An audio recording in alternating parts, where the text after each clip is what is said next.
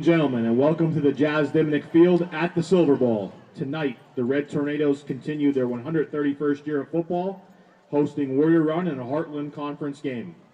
We now ask that everyone please direct your attention to the scoreboard end zone at the Silver Bowl, where our colors are being prepared for tonight's game.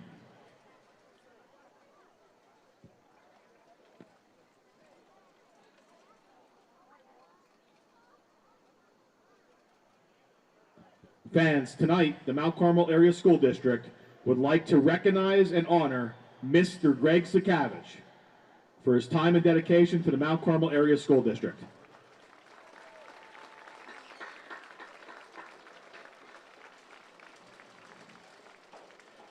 Greg grew up surrounded by sports excellence. His father, Charles, was an outstanding three-sport athlete while attending Mount Carmel High School. Greg, along with his brothers, Charles and Robert, had the privilege of joining their father as one of only a few MCA graduates to participate in collegiate wrestling. In fact, a Sakavich has participated, coached, officiated, or administered within the sport of wrestling since 1934. Greg, a 1978 graduate, was a four-year letter winner as an MCA wrestler and went on to win 2 District 4 silver medals, finishing his career with 57 victories, which was on the all-time list at that time. Following graduation, Greg wrestled at Bloomsburg University. He was also an outstanding football player at MCA, excelling at the linebacker spot. After college, Greg became the head wrestling coach at Blue Mountain High School, later moving on to the head junior high and assistant coach position for the Shamokin wrestling program. He returned home to MCA in 1999 as an administrator, holding the position of head teacher, interim principal, head junior high principal, and was named Director of Athletics in 2009.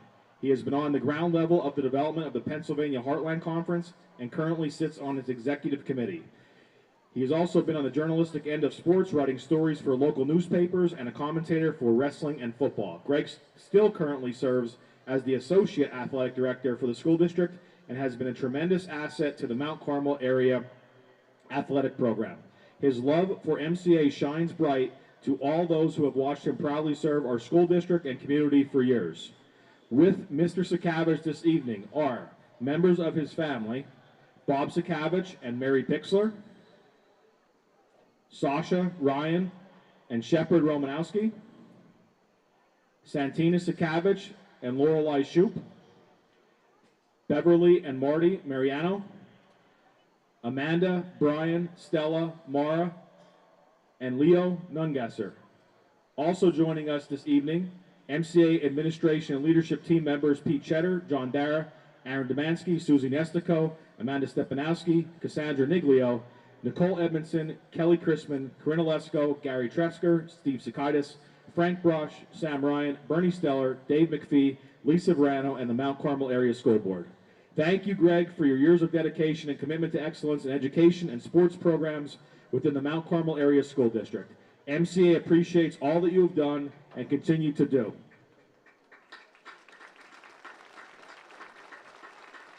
At this time, members of the MCA administration and leadership team will present Mr. Sakavich with the plaque. Ladies and gentlemen, please join me in honoring Mr. Greg Sakavich with the round of applause. Congratulations, Sack.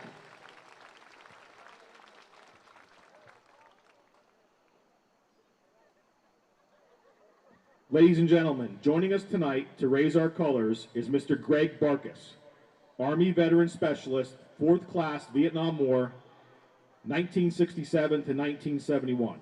Greg is a proud Mount Carmel resident, and both his daughters are also MCA alumni. Along with Greg, this evening is also Military Appreciation Night at the Silver Bowl. At this time, we ask all active duty service members and veterans to please rise. Please join me in a round of applause and a salute to their service.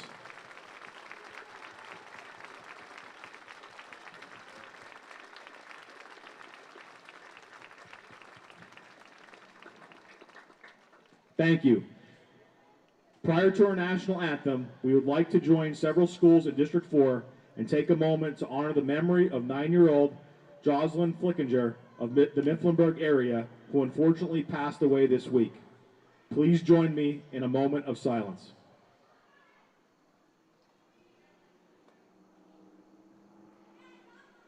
Thank you. Ladies and gentlemen, if you could please rise.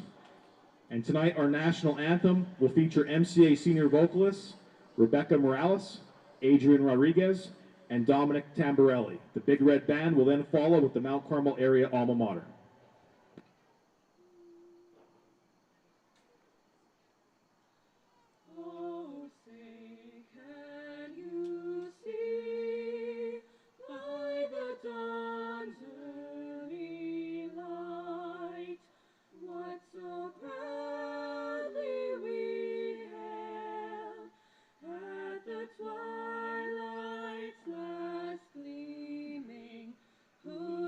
Stripes and bright stars through the perilous fight, o'er the ramparts we watched, were so gallantly streaming, and the rockets dragged there, the bomb bursting in air, gave room to the night, and our flag was still there.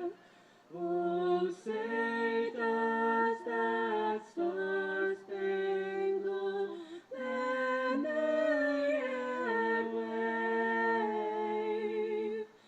o'er the land of the free and the home of the brave?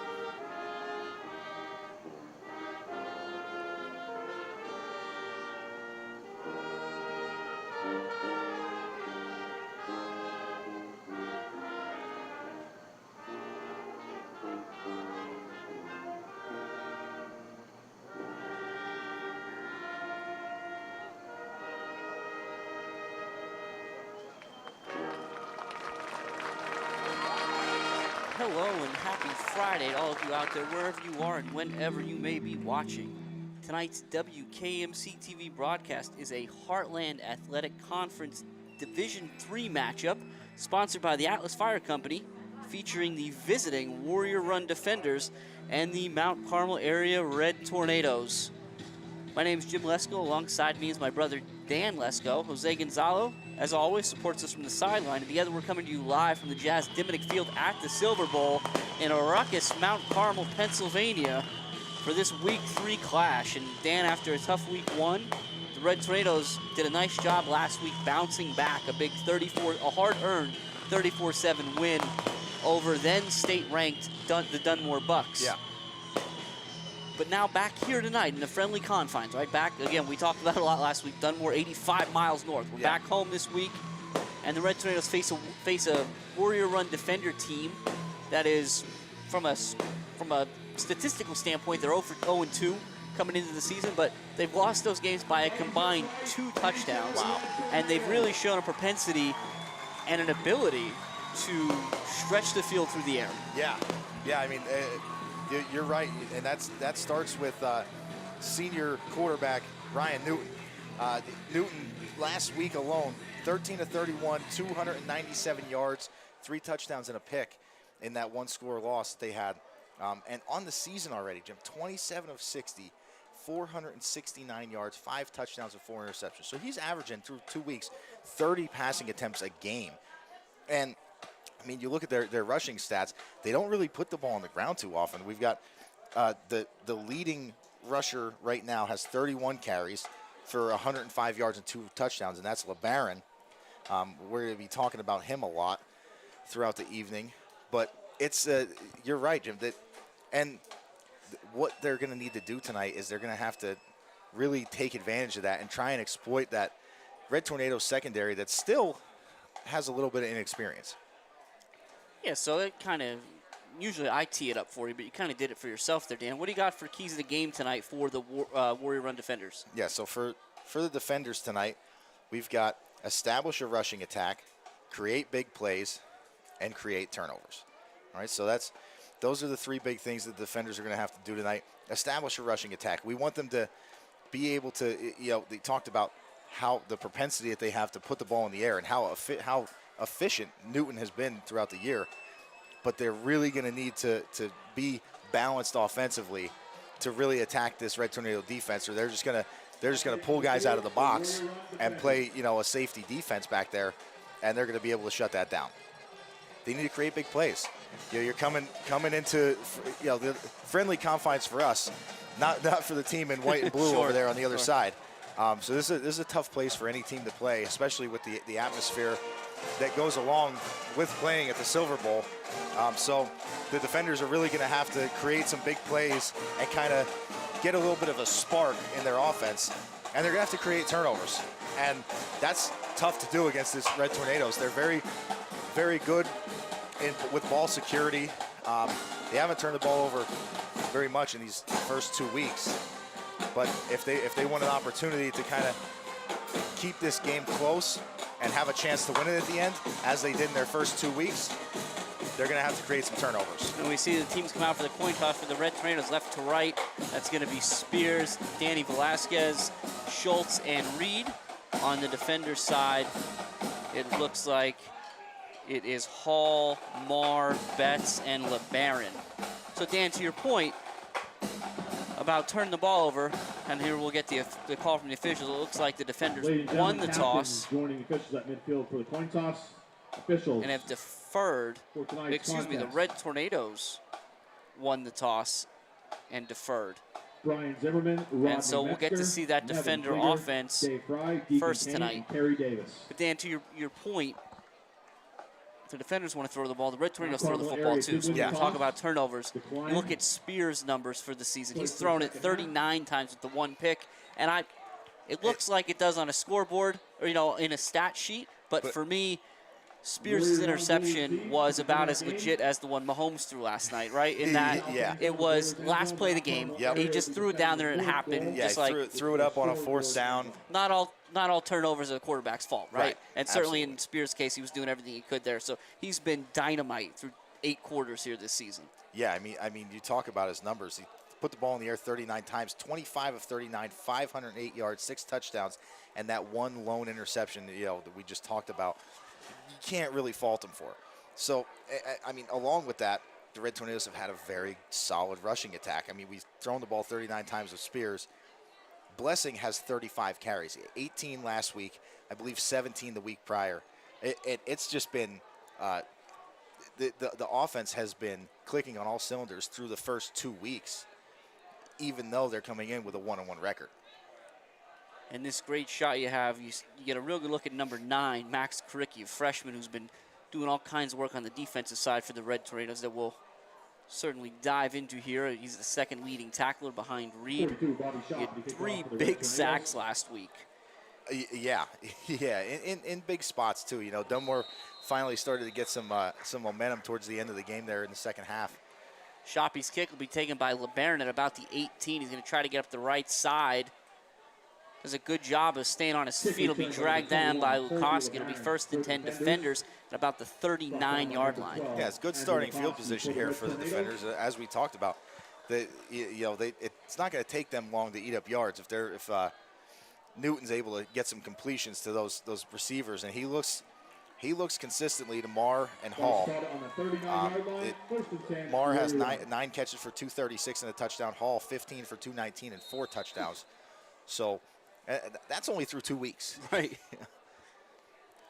Newton also threw for over 1,900 yards last year.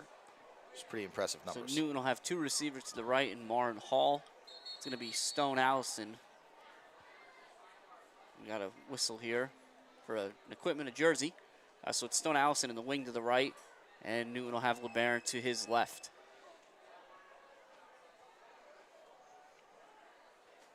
Out of the shotgun immediately, and it's a handoff to LeBaron to the right side, and there's nowhere to go. All kinds of red jerseys there. Stopping for no gain. Yeah, we'll see who the brought down by a host of red tornadoes. Yeah, it looks like we have Herb coming off that pile along with Shimko. Right, it was a host of red tornadoes over there, but that big defensive line was ready for that one to start the game off. You see Allison and number 88, Isaiah Betts, head of the sideline as the defenders open it up a little bit here into a 4-wide situation.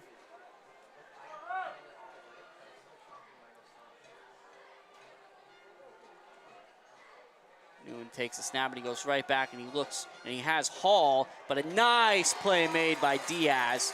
He'll stop Hall after he picks up about 3. And Jim, that was a great read by Diaz the whole way. He was in coverage on his guy running the wheel route. He saw the underneath throw coming. He came off of his coverage assignment and came up and made a huge stop to turn that into a very, very short defender gain. Now on 3rd and long, you see the Red Tornadoes make a little personnel change as Miller and Bailey come to the sideline and Blessing and Schultz head out there. Yeah, maybe opting for a little bit more speed on the speed rush here, trying to get after Newton. You see Maddox Reed and Blessing both walked up on the line. And Schultz is going to come off the edge, going to float it out there, and it is intercepted. That's Tate Adams with the one-handed interception. What a play. It'll be 1st and 10, Red Tornadoes around their own 40-yard line. Yeah, that's an impressive play there by Adams. You know, we talk about Adams. He's got some length. He's 6'1", 170. But, I mean, he's in coverage out there. He used all of that length to reach out with his fingertips and kind of tip that ball back to himself. Great job recovering. Coming from, it looked like he was sitting in a zone, read the ball out of the quarterback's hands and made a huge play. And now we'll see Spears and company for the first time tonight. 10-13 left in the opening quarter. It's a quick out to Diaz, who takes a big stick from Marr. Forward progress will net him 3, but a good job there by the defenders of gang tackling. Yeah, the defenders did a really good job. Again, you know, Marr on the other side now on defense does a really good job there on Diaz, who made the great defensive play on 2nd down for the Red Tornadoes, doing the same thing. He came off of his coverage assignment when he saw the ball was out and went up and made a hit and turned that into a short gain. It's Diaz and Belichick in a stack to the right. Schultz by himself to the left. Diaz comes in motion across the formation. Spears hands it to him. Now he gets deep and gets a good block from Blessing. He's going to have a 1st down to about the 46-yard line. So nice play call there by the Red Tornadoes. Yeah, really nice job there by the Red Tornadoes. Just you know, using that advantage. I mean, Diaz coming into tonight as the Red Tornadoes' leading receiver, and you know, one of the top rushers as well. And but they haven't even used him in the run game the way that they're capable of. Now Red Tornadoes come in tight. They're going to hand it to, I think that's Bailey. I think so too. We'll see when they get up for sure, but yep, that's Bailey for a gain of 3 right up the middle. And Jim, that's the first time we've seen that from the Red Tornadoes, that straight T formation in the backfield. Gain of 2 brings up a 2nd and 8. Diaz to the sideline. Lukoski will spell him. And the Red Tornadoes open up again a little bit here. Time with Lukoski in motion. They give it to Blessing for the first time tonight. And he's up to about the 40-yard line for a gain of 3. Yeah, Blessing looking to find a lane there. He wasn't able to, and he got stood up after a short gain. Good job by the defender's defense. But you see, Jim, the pace of this Red Tornado offense, is kind of shocking the defenders. Spears is going to go up top. He's looking for Blichik. He got behind the defense, and he'll have the reception all the way down to the 6-yard line. So the Red Tornadoes go up top, and just like that, inside the 10. And Jim, you know, I don't like to toot my own horn, but I feel like I'm starting to get better at this. Finally, I'm not following the ball everywhere. I watched Blichik. He took 2 steps off the ball and put his hand up in the air. And Spears, with all the faith in him, especially after the 2 touchdown receptions he had last week, throws it up there for him, and he went and got it. Back to that tight formation. It's Blessing again right up the middle, and he's in for a Red Tornado touchdown. 6-0 with 8:24 left in the first quarter. Yeah, and that's a quick drive there for the Red Tornadoes, Jim. All success, all forward progress. The Red Tornadoes did a great job there, playing clean and putting 6 points on the board early here in this first quarter. Shoppy will come out to attempt the PAT. The man who started the drive, Adams, will hold.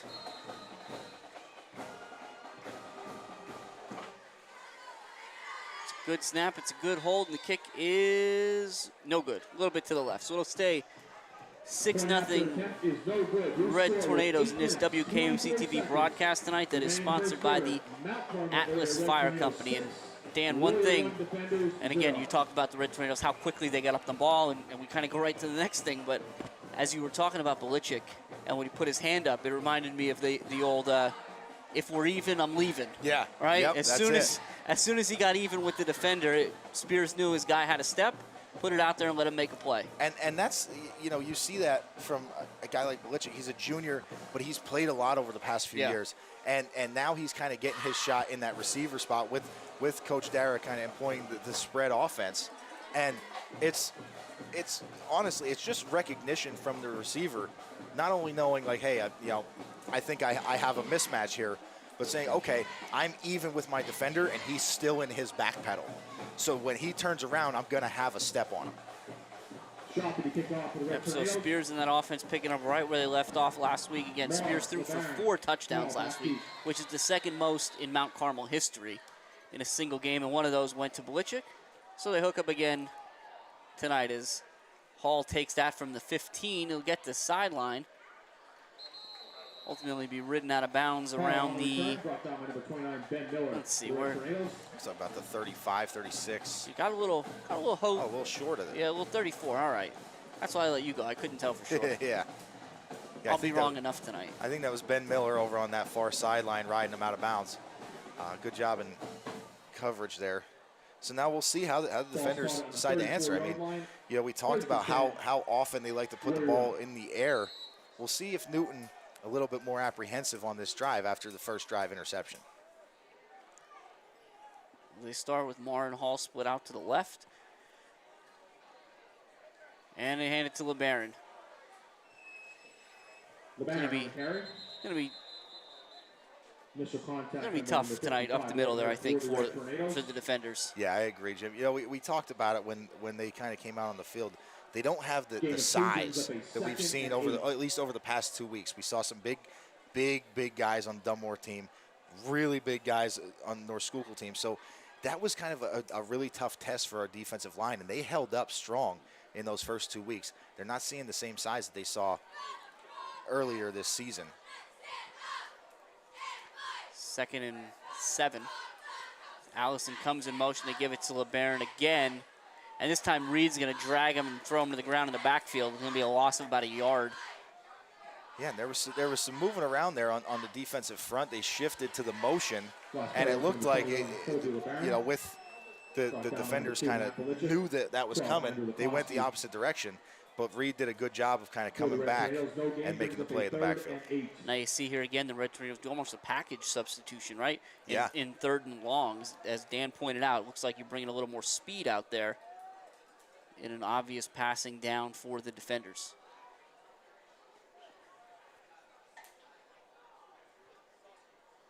Newton sees something he doesn't like, so he's going to switch his coverage and send LeBaron to the other side.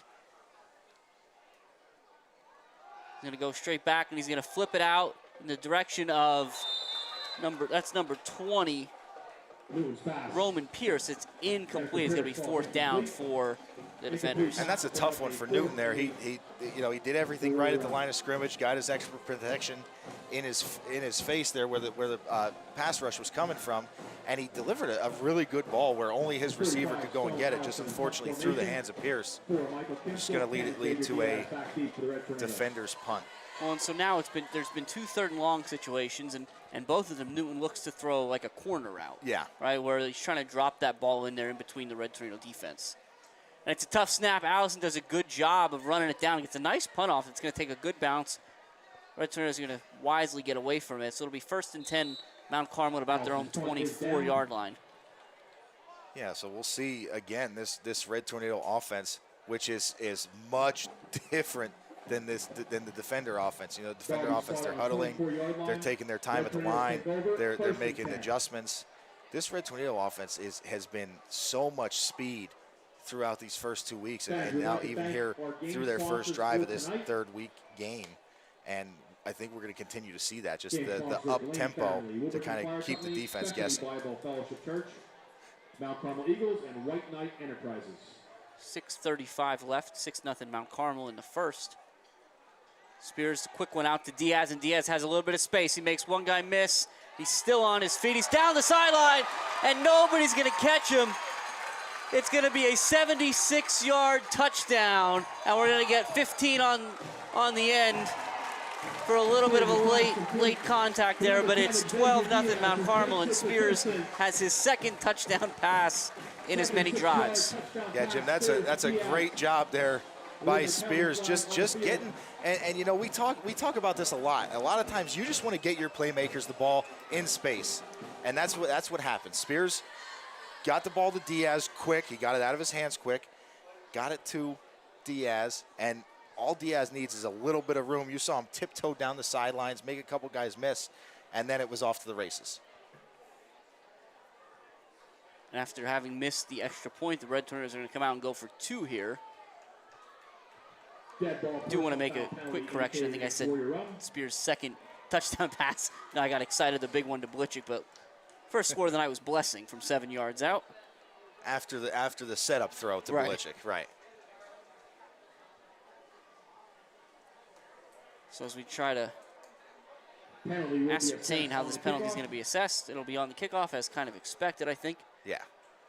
So Dan, here's that tight T formation again in the backfield for the Red Tornadoes. You don't see a lot of teams run this anymore, Jim. One of the only teams you see do it is Southern Columbia. It's one of the only times you see Spears under center, too. Yeah. And it's going to be Bailey off the right side, and he'll be in for the 2-point conversion, 14-0 Mount Carmel. Yeah, there was a little bit of a delay there. We weren't sure what was happening. It seemed like everybody had stopped. The whistle was blown, and there was no indication. But Bailey did a good job getting in there. And now the Red Tornadoes will be kicking from the 50. So one thing we want to talk about as the Red Tornadoes get set up here is we often talk about the brick project here at the Silver Bowl. Again, for those of you that maybe aren't as familiar, if you look in the south end zone there where the creature bleachers used to be, right across from the grocery store, there's a 6-foot water jet Red Tornado. It's surrounded by 4x8-inch bricks and 12x12-inch blocks. Now what you can do with those is you can engrave them. You can engrave them for yourself. You can have them memorialized for somebody. Go Big Red, kind of whatever your preference is. The way you do that is you go to redtornadofootball.com and you want to scroll down past the picture. I think there's a picture of you and I still in there, Dan. Yeah, I think so. Scroll down past that one. On the right hand side of the page, you're going to see a link for the brick project. Now here's the important part. This is where I need you to listen. It's going to be expanded, right? We've got such great patronage that it's going to be expanded. But with the expansion, we're going to have to add some space a little further away from that 6-foot water jet tornado. So if you want to reserve one of those brick spots that's still around the tornado, you want to make sure you get that order in before October 1st. So again, go to redtornadofootball.com. On the right-hand side of the page, you'll see the link to get your brick order in, and please do so before October 1st. And the defenders will let Shoppy's kick bounce in the end zone, so it'll be 1st and 10 from the 20. Yeah, and I was incorrect there, Jim. I forgot the kicking off from the 40, so they actually kicked off from inside defender territory there at the defender 45. But either way, touchback, and the defenders are going to take over on offense at the 20. That's an interesting one because it's a good kick out of Shoppy, but there's not a whole lot of net. Right, yeah. I know we don't think of kickoffs like that. That's more of a punt thing, but in general, you're kicking off from 45. You do kick it from a statistical standpoint as far as you possibly could. Right. Chris Grayson, Northumberland County Controller, and Tony So Malalevich, 6:20, 14-0 Red Tornadoes here early on another warm Friday night. It's been warm all week here in the 90s. Got a little rain yesterday. Thought we might get some tonight, but the forecast has changed a little bit as you see Miller. I believe that was Brown. Keegan Brown, yep, on the stop after a short gain for LeBaron. Yeah, Miller did a really good job at that outside linebacker spot, turning LeBaron back in, and then Keegan Brown was there to clean it up. So good job defensively there by the Red Tornadoes. Defenders will send LeBaron to the sideline, and Pierce will come in.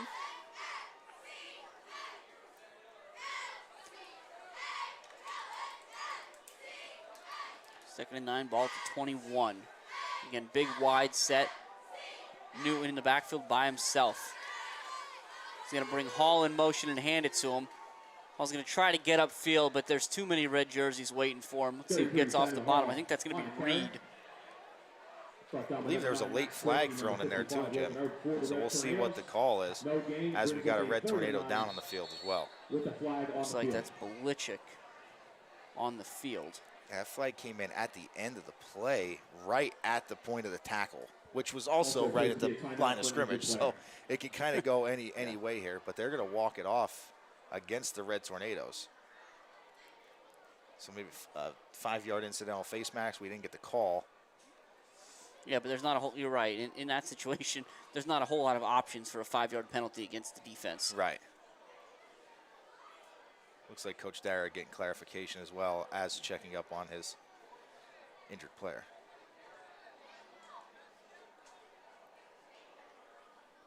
So again, another thing we want to talk about is Belichick gets up and makes his way off the field. Yep, there you go, Dan. That's the face mask penalty. So last night was Thursday. What happens on Thursday?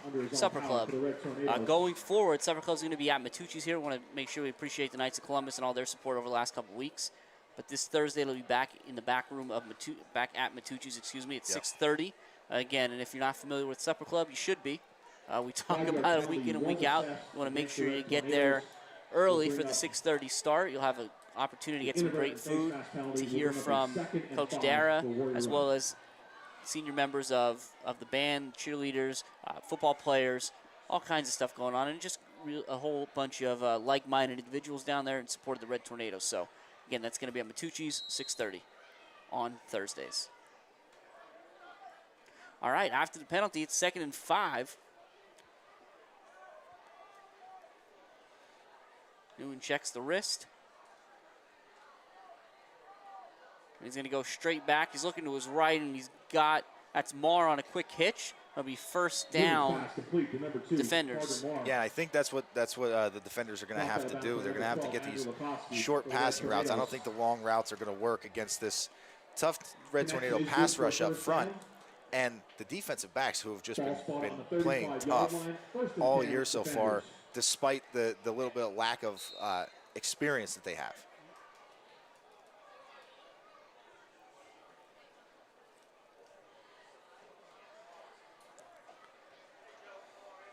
See what Newton again. He sees something.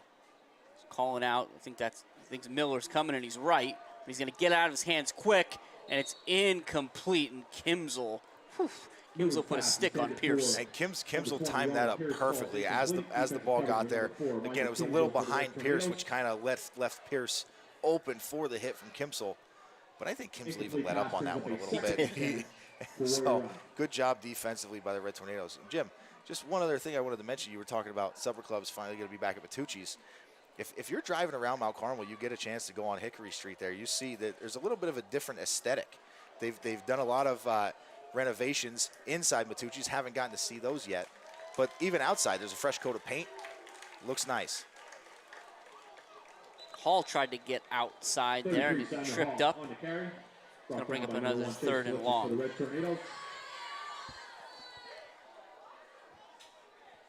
Yeah, we'll see here. Really good job there by Diaz. Kind of turning Hall back inside. just fighting the blocker. I mean, he had Stone Allison, who's 5'9", 195, blocking him on the outside, and he stood strong and held up and contained his edge, did his job out there, turned that into a short gain.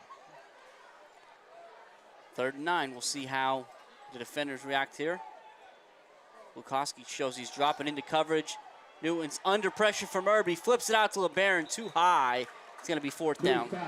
Yeah, that's a really good job there by Herb, not getting too excited when he got into the backfield. He broke down. He didn't give Newton a way out. You know, he didn't over pursue. He didn't give Newton a way out, and because of that, Newton just kind of had the backpedal, throw off his back foot, and a little bit off base, which led to the incompletion.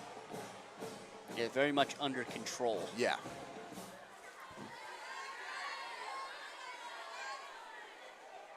See the Red Tornadoes, they have Diaz and Kimsel back deep. Now there is an uncovered gunner for the defenders. The Red Tornadoes square that away quickly here. It's a good snap to Allison. Allison thinks about running. It's a high kick. The Red Tornadoes need to just get away from it. It takes a big bounce, and Diaz says, well, let me see what I can do. And he's going to make a few guys miss, and he's got the corner. He's going to get a block. He's got the speed. He's still in it. Oh, and they marked him out. Oh, my goodness. I thought, why is Diaz slowing down? Right. Well, he realized they'd called him out of bounds. So. Yeah, I heard the whistle initially, but I think maybe me and Diaz might have been the only ones that heard the first one. And then everybody else, you know, you had the excessive whistles there at the end to kind of stop the play for good. But credit to Diaz. I mean, picking that ball up, making a few guys miss, and then directing traffic out there. I believe 21 for the Red Tornadoes. I believe that's Cooper Karicki. He was kind of standing there. He didn't anticipate Diaz picking that up. He was facing Diaz. Diaz pointed, and Karicki turned around and was taking him down the sideline if he would have stayed in bounds. Now it's 1st and 10 for the Red Tornadoes inside defender territory. Spears is going to throw. Now he's going to run. He'll be very close to a 1st down here. Yeah, for the Red Tornadoes. You know, we talked about last year and you know the injury that Spears suffered, and you know this year he looks back to his normal self. He's back to 100%. But Coach Dara really hasn't put together as many designed runs this year for Spears as he had last year pre-injury. But Spears still has that ability. He's still one of the fastest kids on the team. So when he gets in the open field, he can take off. This time they'll give it to Blessing. They'll have a 1st down and more. And Dan, just real quick, because as you said, the Red Tornadoes move so quickly, we don't always get a chance to talk about it, but remember to recognize that big offensive line that makes all this happen. And I don't even have enough time to say their names here because Blessing's got the ball again. And this time he's got the right side, and there's going to be a holding call against the Red Tornadoes, so this one's going to come back. But that offensive line, again, we'll talk about it, goes left to right. It's Delaney, Spears. It's Delaney, Spears, Herb, Lamas, and Shipko. Yeah. Of the first half, members of MCA Cheerleading will be walking through the stands. Yeah, I mean they've done a great job throughout these first 2 weeks. I mean, we talked about the graduations from the offensive line and last year, big names that the Red Tornadoes lost, and they're just picking up where they left off with this tremendous rushing attack, giving Spears plenty of time inside the pocket. So they're doing a great job stepping in this year, guys that are just getting their first opportunity.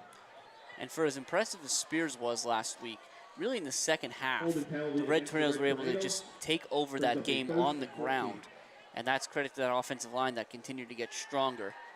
Now Spears will throw a dart out to Schultz, his 1st reception of the night.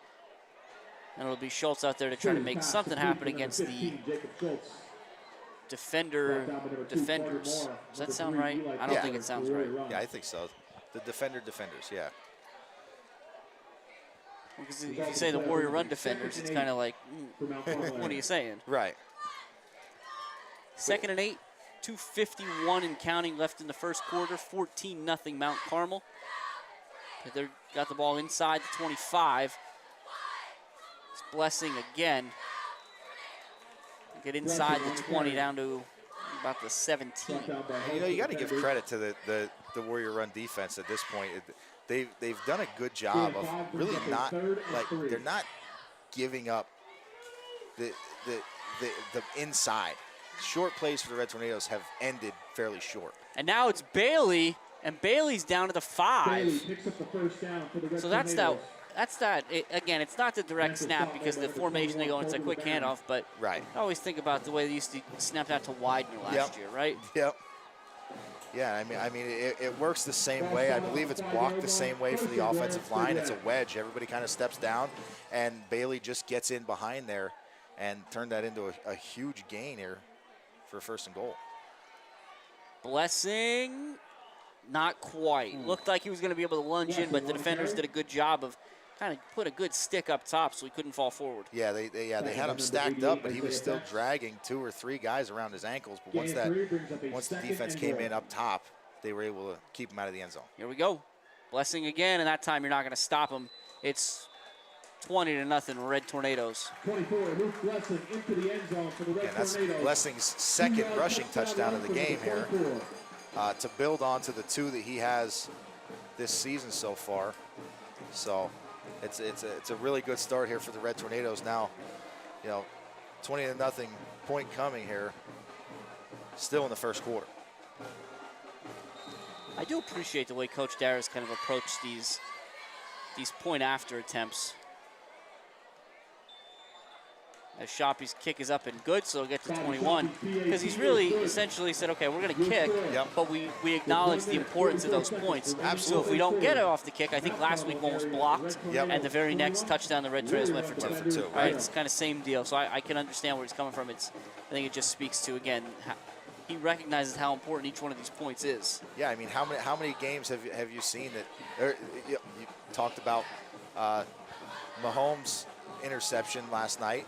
That game last night, it didn't come down to a PAT, but it came down to It was a single a point. 1-point game. Yep. And realistically, I mean, those 1-point conversions are extremely important, especially in games like this. Now, last season when these two teams met, the Red Tornadoes scored 55 points. The Red Tornadoes threw 4 touchdowns. Spears had 3 and Gavin Marshalluk had 1, but they went to 4 different players. And the funny thing is, Blessing and Diaz combined, I think, had 5 carries in that game. Wow. So I think we've got that beat today. This kick's going to be taken by Marr at the 19, and he gets up the alley a little bit, over the 35 to the 36. So nice return by Marr. Yeah, Jim. Thankfully, you have you retain your game logs from the previous seasons. We were actually able to look back at some of those scoring drives and stuff like that. And you talked about it. Blessing and Diaz are kind of getting a little bit more action because last year there was a interception return for a touchdown. There was a punt return or a punt blocked and returned for a touchdown for the Red Tornadoes, which kind of kept the offense off the field. And the defender showed their ability to strike from anywhere on the field. They had a 50-yard touchdown pass. This time it's going to be, I think it's 42 Thomas Royals off the left side. Yeah. On the carry. And Jim, Royals not a big kid, 5'7", 145, but you just look bigger when you have the neck. That's what it is. The neck pad, the neck brace there, and it makes you look. It's old school. I think I remember, was it Manus McCracken wore one when he was playing here for the Red Tornadoes, and I think he was the last guy that I remember wearing one. But it makes you look bigger, makes you look a little tougher. Yeah, I'd get out of his way. That's for sure. We're under a minute here in the first quarter. 21-0 Red Tornadoes. Trouble with the snap. Newton just falls on it best he can. It'll be a big loss on the play. It's going to bring up third and about 20. Yeah, and again, you see little defensive changes here for the Red Tornadoes. A little confusion. Got guys coming off the sideline, guys going in. And there's 11 out there, so that's important.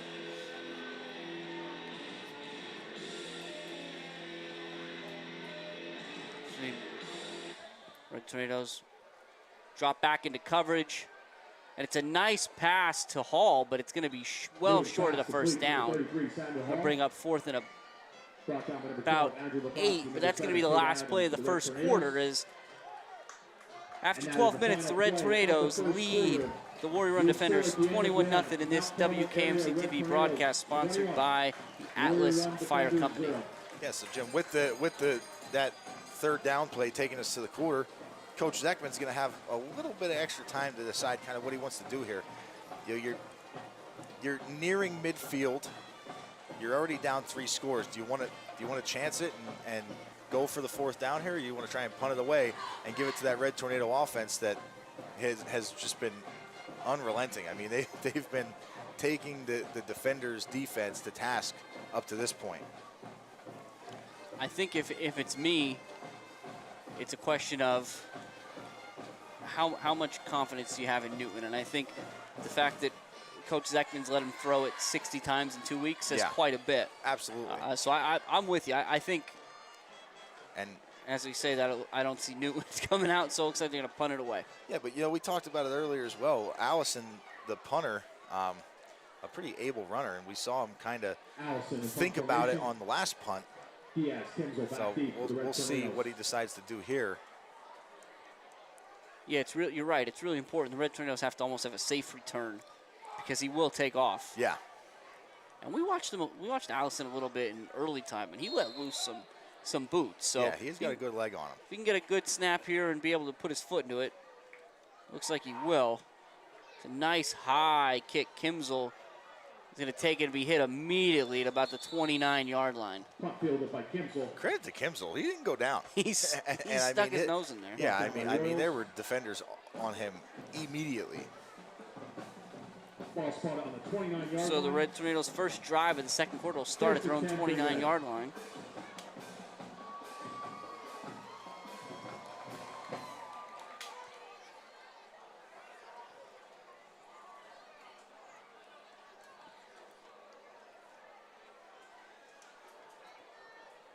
Spears takes a look again, 2 to the right, 1 to the left. He's going to little play action. He throws it across the middle to Schultz, and it's, well, Schultz is going to end up with it. Yeah. The ball very easily could have been intercepted were it not for Schultz's strong hands. Yeah, I mean, that's a really good job. And again, you know, we talked about just the confidence that Spears has in his receivers. I mean, that's a tight window to throw the ball into, and just having the confidence in Schultz that, hey, you need to go get this, and he went and got it. He took it from the defender. Red Tornadoes have a quick change here, and while they do, again, we talk about how Jose supports us from the sideline. We're getting in-game stats here. So after 1 quarter of play, the Red Tornadoes had quite a significant yardage advantage, 176 yards to the Red Tornadoes, 17 for the defenders, and another 9 there on the first play of the second quarter, excuse me.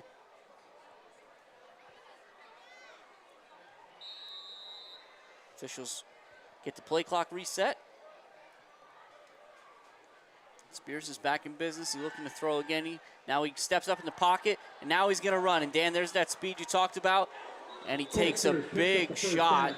He's going to pop up, fortunately, but whew, yeah, that was sandwiched. That was Isaiah Betts there trailing number 88 for the defenders. And unfortunately for Spears, he didn't see him coming. So Spears was able to step up, went to try to make a move, and kind of moved directly into Betts, who was coming in hot. Yes, Betts and Eli Butler was in front of Spears. And he's going to throw again. It's a little high. Diaz does a good job of somehow making the first defender miss. Wow. And he's going to carry the other one for a first down out inside the 40 to about the 39-yard line. I mean, Jim, just the ability for Diaz to find that ball, make the reception, and know that there's a defender bearing down on him and make him miss is unbelievable. Again, the Red Tornadoes want to get on the ball and keep moving as fast as they can. They'll have 3 receivers in a stack to the right. We've got an official timeout here, which is kind of slowing down the Red Tornadoes' pace. Trying to see where it's at. I think there was an equipment thing. We had the back judge there helping out one of the inside linebackers there. Guys back in play. 1st and 10. If we're looking at equipment, I think Spears has half a shoulder pad sticking out. So 1st and 10. It's Blessing. Nice play made by number 55, Connor Rogers, for the defenders to stop Blessing before he can really get going. Yeah, Rogers got a hold of Blessing right at the line of scrimmage there, and then Colby LeBaron, number 21, came in and cleaned that one up. And there you go. Head official fixing Spears' shoulder pad. He heard me. Yeah. They're paying attention down there, even though sometimes we think they're not. Same look from the Red Tornadoes. Excuse me, it's actually Karicki's in there. They're going to try to set up almost like a tunnel screen with Diaz, but it falls incomplete. And you see, going to the short side is hard there because there's a lot of Warrior Run defenders over there. I think with that float motion from Karicki, and you had Diaz all the way out to the sideline. I mean, he was maybe a yard inbounds. So we'll see what the Red Tornadoes decide to do here. Karicki stays in the game at the tight end spot. Spears going to take things, he's going to roll to his right. He's going to miss Blitchick high, but it's probably for the best. That was pretty well covered. And we're just noticing, it looks like for the Red Tornadoes, number 66, Gavin Demko's in there. Has been in there at center of this drive. As Herb's been on the sideline. You know, it's warm again tonight, so could just be a well-deserved rest, as Herb's one of the few that goes both ways. Yeah, playing offense and defensive line. I mean, he's in the trenches all day long. So you're right. I think it's a well-deserved break. Spears gets a great pocket to throw, and Schultz goes up top. I think he was grabbed the whole route, but he goes up top and makes a great play. Yeah, and again, Jim, there's just that confidence. Spears knows that he has time. He knows who he's got out there to throw the ball to, and he gets it out to him. And now we'll see the Red Tornadoes quick to the ball, tightening things up. And again, credit that offensive line, because that's about as much time as any quarterback could ask for. And they go right up the middle of the Bailey again. Not a whole lot of success on that one. Good job by Betts and company on the defensive side to stop him for a yard. Yeah, again, I mean, that's a tough one there, especially getting up to the line quickly. When you get up to the line quickly and everybody's in tight, maybe you want to try and hit something outside. And it could be Coach Dara trying to set that up. There's a quick one on the outside. It's to Belichick, but a nice open field tackle made by Hall for a short, well, I won't call it a short gain. A gain of about 4. Yeah, it was a really nice open field tackle there, because it looked there was nobody behind Hall if Belichick was able to make a miss. It's going to take the ball to about the 6-yard line, maybe the 7. It's 3rd and 5. So again, the Red Tornadoes can get a first down without getting into the end zone. Diaz is by himself, split out way to the left, and the snap goes through Spears' hands. And he does a good job of falling on it. Number 26, Isaac Sherman, was bearing down on him, but Spears won the foot race, and the Red Tornadoes will keep possession and live to play another day. Yeah, and that was a tough one all around there, because I believe it appeared at least that play was going to go to Blessing, because Blessing actually got a hold of Spears' face mask, which almost slowed Spears down going back for that ball. But so now it's 4th and 20 from the 22. Again, I think in years past it's been, well, what are the Red Tornadoes going to do on a 4th and long?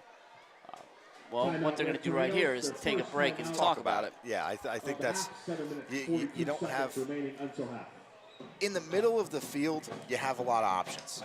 In the middle of the field. With here, I mean, we know Spears has the arm to get the ball to the end zone. Obviously, he's only at the 22-yard line.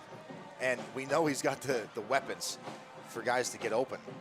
But you can run out of field, being this close to the end zone, right outside of the red zone. He can run out of ground, so you can't throw it too deep, but you don't want to go too short because you need 20 yards. Well, what's nice in this situation, if you're the Red Tornadoes, you got a couple options, obviously.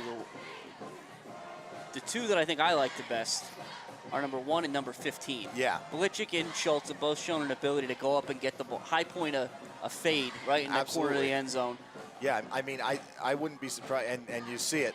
But you've also got your speed guy in the slot there with Diaz. I mean, you can have Schultz run somebody off and get Diaz down the sideline. There's so many options. So we'll see what they opt to do here. 4th and 20 from the 22. Red Tornadoes already up 21.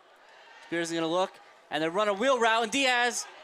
Spears has to throw it. He's going to float, and it's going to be Dan. You called it right away. Spears has a lot of arm, and there wasn't enough field there. It'll fall incomplete. I think that's going to be a holding penalty against, and I wouldn't be surprised to see the defenders decline this. Oh, certainly. I'm not going to give the Red Tornadoes another shot at anything. No. And that's exactly what they'll do. So they'll take over 1st and 10 at the 22. So the Red Tornadoes' first drive of the second quarter, we stopped short of point for the first time tonight. But Jim, you know how much, I like to be right. And I mean, if you were watching the guys out here in the pass pattern to decide that Spears was rolling to, looked like they were trying to get Diaz on a wheel route down the sideline. And unfortunately, Spears just got flushed from the pocket too early to kind of set it up. Well, and I thought too, and I didn't catch a jersey number, so if you're watching this at home, go back and take a look at that. But the defenders did a really nice job covering it too, because I thought Diaz had the sideline, and I looked and there was a safety cover over the top. So again, I take Diaz's speed. Yeah. I'll take him in one matchup, but it wasn't perhaps as obviously open as I thought initially. And again, knowing that there's an end of the field there, it's nice because you got that extra defender behind you. You can kind of play, and I mean, you're at the 22, you need 20 yards. Just don't let them get to the end zone. And so the defenders take a step back, a 5-yard procedural penalty. It'll be 1st and 15, now back at the 17. And Newton to throw. He's under pressure, he rolls to his left, and he's going to flick it out there. He's just going to get rid of it, a wise play. 2nd and down. Yeah, it looked like Karicki and Lamas out there applying the pressure, which kind of flushed Newton out of the pocket. And credit to the defensive backfield for sticking in coverage as he escaped the pocket. That's always the hard part, is when it becomes kind of like an emergency drill there. It's the fire drill. Everybody get to see what way the quarterback's running, break off your route, and go with him. That's tough for the defense to stick with, and they did.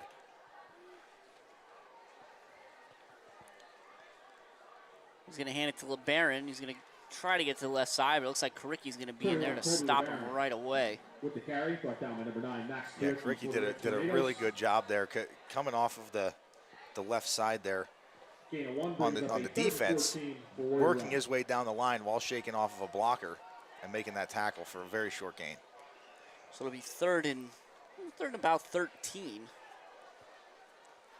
And again, as the Red Tornadoes have done so far tonight, in a passing down, they'll switch their personnel a little bit, take some of the run defense off the field in favor of coverage and pass rush. And the Red Tornadoes certainly look like they're going to come after Newton, but they drop into coverage. Although Belichick comes off the side, and Blessing's going to run Newton out of bounds, short of the initial line the initial line of scrimmage. Yeah. For a 4th down. Yeah, Jim. I mean, this Red Tornado defense has come to play today so far in this first half. They've given up very little to this defender offense that's been putting up points throughout the season so far. I think 26 and 27 in the first 2 weeks of the year for the defenders. So certainly a team that knows how to find the end zone. Yeah.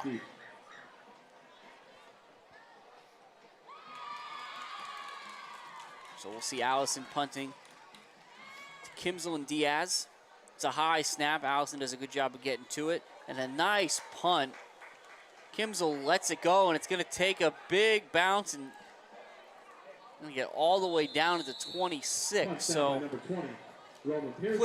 quick math there, Dan. That's going to be what, about a 54-yard punt? Yeah, that's a huge punt. I mean, the Red Tornadoes returners looked like they had some space if they decided to opt to field it.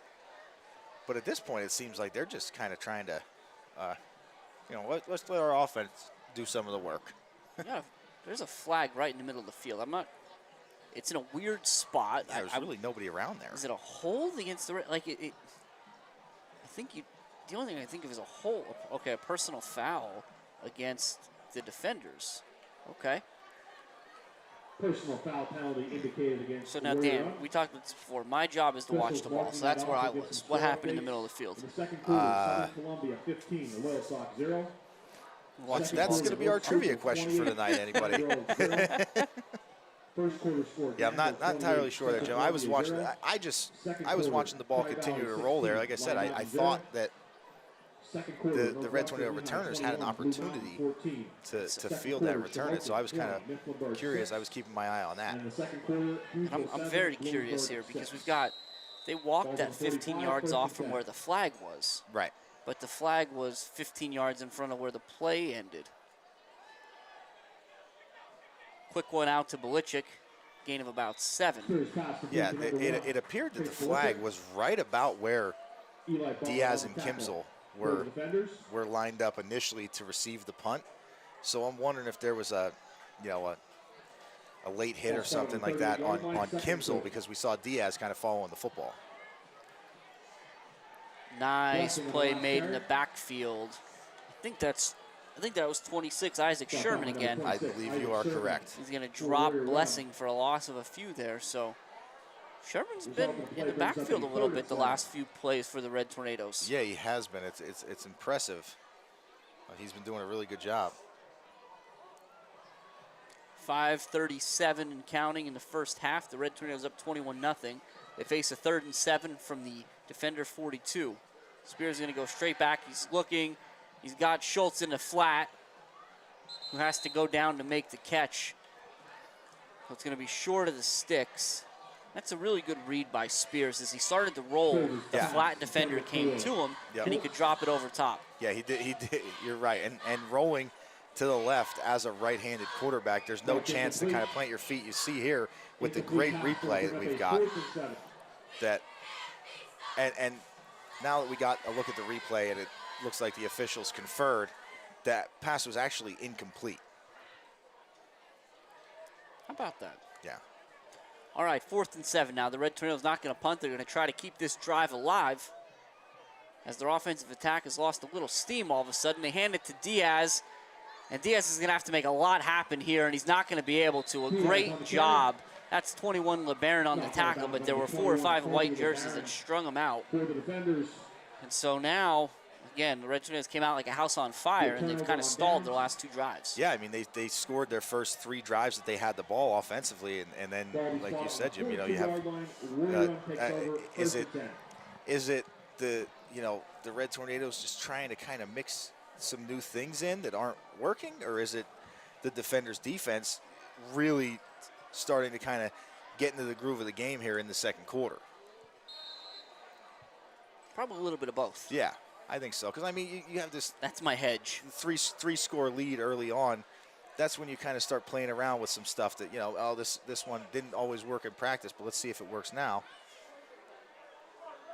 So trips to the right, to the short side of the field, and they send Hall in motion. Newton's going to drop back, and he's going to flip it out to LeBaron, but there's a lot of red jerseys there. Belichick, Ricky, Reed, all the usual suspects on that Red Tornado defense are going to stop LeBaron for a gain of maybe a yard. Yeah, Belichick, the first one on the scene there, and did a really good job of just coming up. And, you see that, I don't know what they call it nowadays, but I know Coach Carm, it's called a foot fire. You break down. You want to keep your feet moving so you don't get caught flat-footed, but you want to break down and make the guy with the ball decide which way he's going without giving him an opportunity to make a decision off of you.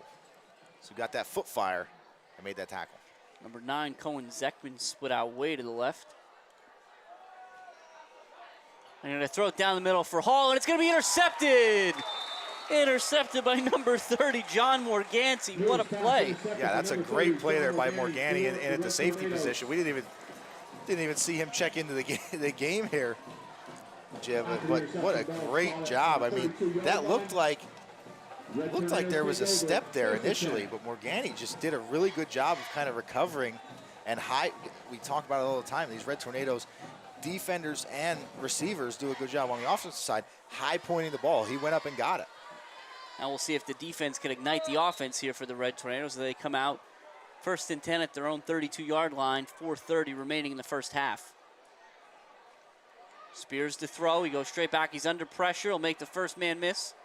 He's going to plant his feet, and he's going to try to float. It's a caught by Diaz.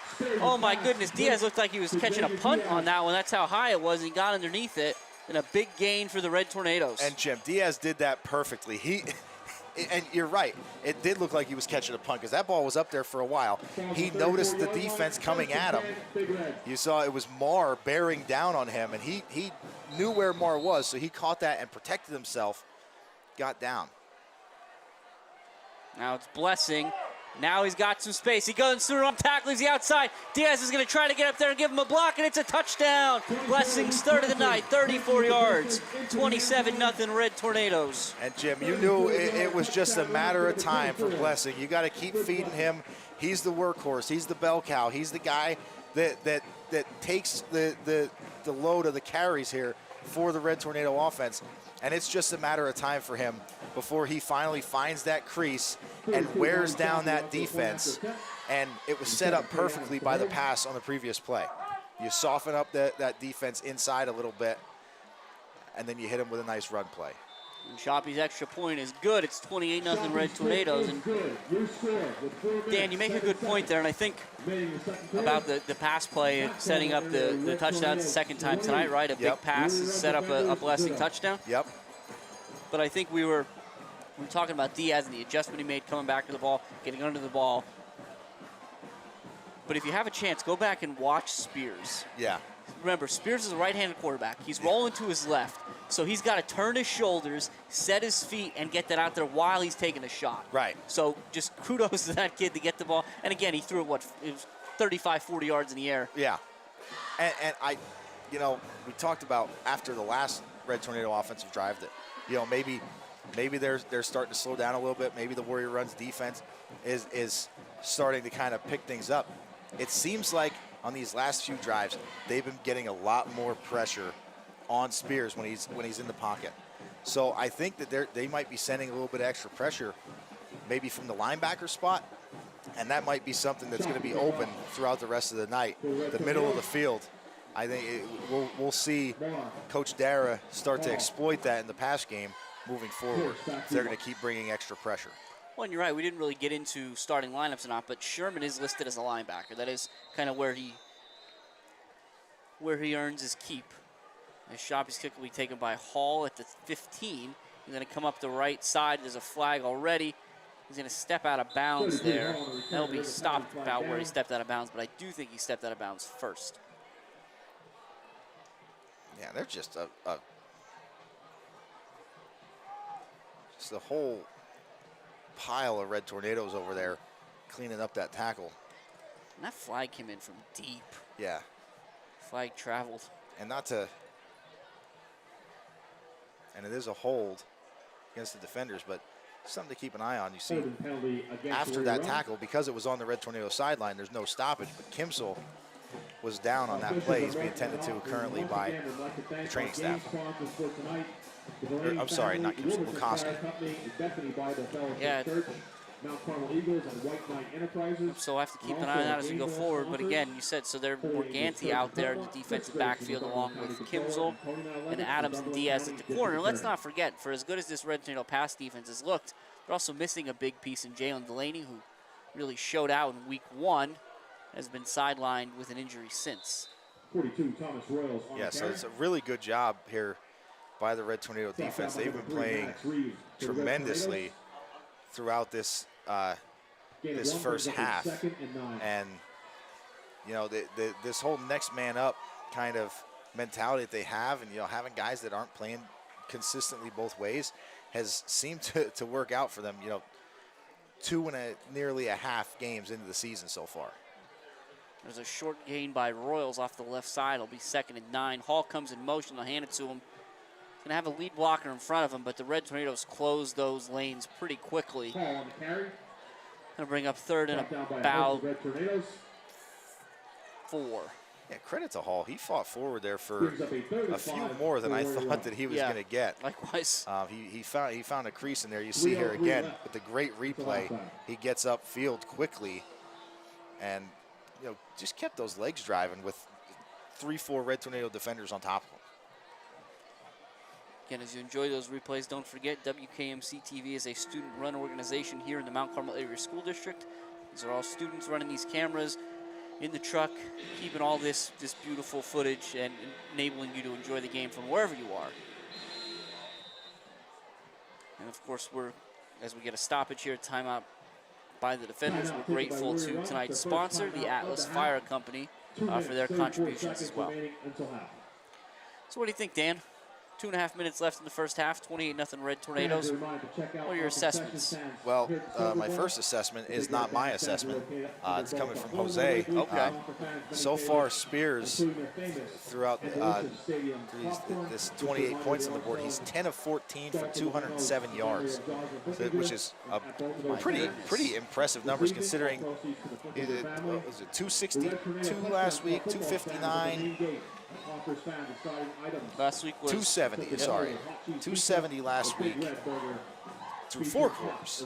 And he's got, north of 200 already here in less than 2. Yeah, and if you think about the way that it goes, so in the first 2 weeks of the season, he's put up big numbers, but there have also been big, long touchdowns associated with it, right? Yeah. We don't have any of those tonight. They got well, I shouldn't say that. I guess we have the 76-yard from Diaz. Yeah, that one helps. And the long pass to set up the first blessing touchdown to Belichick as well. The blessing touchdowns keep clouding my memory. I can't keep them straight been a because lot there's of so them. many of them, right? Yeah. Good pass by Newton out there to Marr for the first down.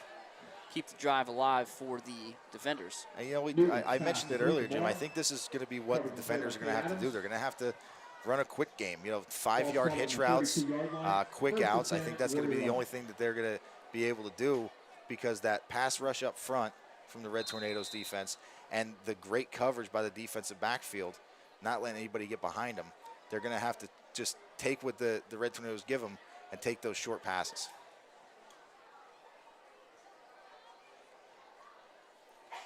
Newton hands it off to Royals. Nowhere to go there. But I think, Dan, to your point, we're going to get a Red Tornado timeout here now. Timeout taken by the Red Tornadoes.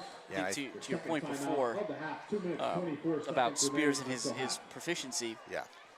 So again, this is another stat courtesy of Jose that he shared this week. Coming into tonight, the Red Tornadoes had thrown for 100 yards in 11 straight contests, at least 100 yards in 11 straight contests.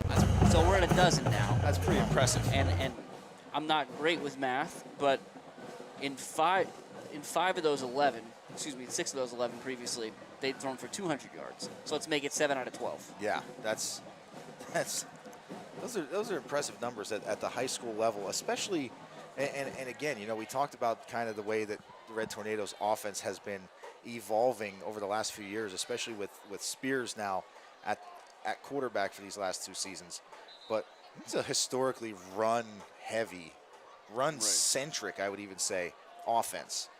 Absolutely. Every once in a while, you might see 3-4 passes attempted a game early on in Coach Dyer's career here. And now, we've got Spears averaging almost 20 pass attempts a game coming into tonight. Yeah, and here we are already at 14, right? Newton has trouble with the snap. He'll fall on it. It'll be a big loss on second down. It's going to bring up third. Timeout taken by the Red See where they Tornadoes. mark the ball. It's going to be third and about 15. And Dan, I don't want to steal your thunder here, so do you have any thoughts about these timeouts? I'd say they're strategic.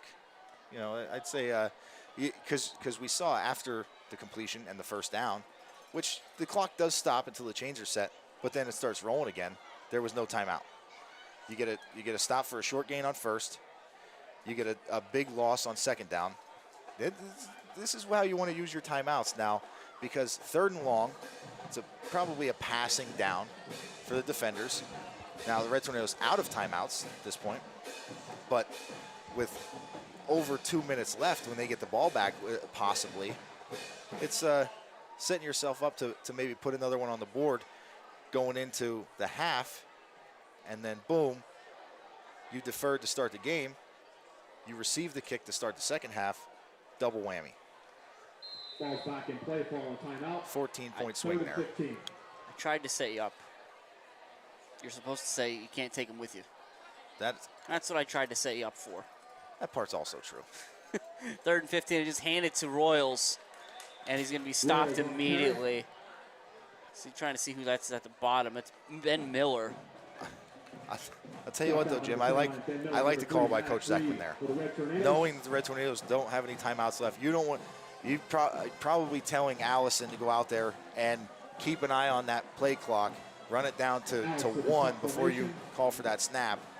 Give them the least amount of time. With how quickly they can score, it may not matter, but the least amount of time on the clock is important.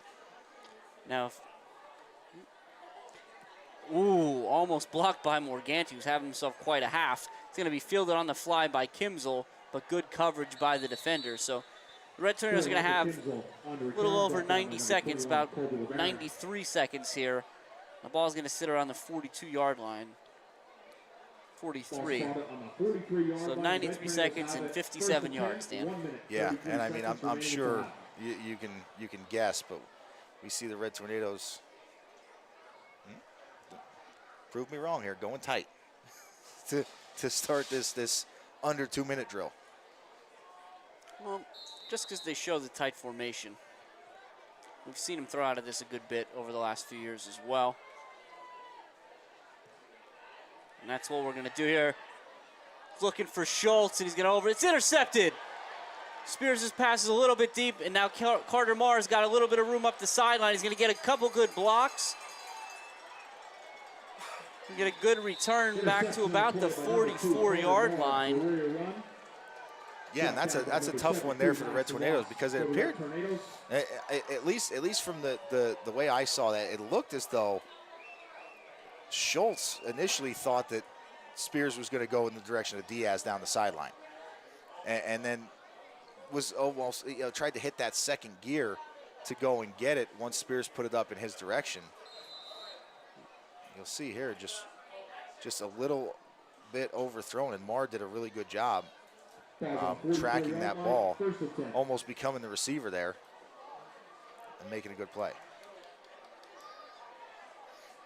Marr, I think, had a little more room up the sideline than he thought. He cut back to the middle of the field, back into the wash. But nevertheless, a great play and a nice return down. Newton to throw again, and he's going to roll it out there. He's looking for Marr again, and he's got Marr. What a catch by Marr, all the way down to the 25-yard line. That's a very impressive catch there by Marr. Very impressive. With Diaz, I mean, they're both trying to make a play on the ball. Marr just goes over top of Diaz and brings it down. And given Diaz was kind of backpedaling, he fell. If Marr can keep his feet, that's a touchdown. Yeah, absolutely. I think it actually benefits the Red Tornadoes that Diaz did lose his feet. Now clock winds a minute. They're going to go quick out, incomplete, intended for Newton's pass intended for Pierce. Brings up a 2nd and 10. Stop the clock with 57.5 seconds left. I mean, there's plenty of time for the defenders to attempt to put one in here. So, with still 2 of their timeouts left, and you know what I like to say, Jim, can't take them with you. Yeah, you can't say it now. I gave you the chance before. It's opportunity always presents itself. It's going to be Marr and Hall to the right, and it's Spurl and Zeckman to the left. And Newman's going to drop back, and he's looking to his right, and he's looking, and it's over the head. It's intercepted by Kimzel. A great job to maintain possession and get in bounds. So it's going to be 1st and 10, the Red Tornadoes, from essentially the goal line, but a great job by the defense to turn them away. There's a lot of time left on this clock to go 99 yards, Jim, with no timeouts. Let's see if they can do it. I'll be curious to see. I see Bailey heading in there. So Bailey in there makes me think we're going to tighten up again. And I got Bailey and Belichick and Schultz. And I was being a little bit facetious. Not a whole lot of time. Listen, but we got 50 seconds is a good amount of time. Week 1, Spears and Diaz went 87 yards. It's very true.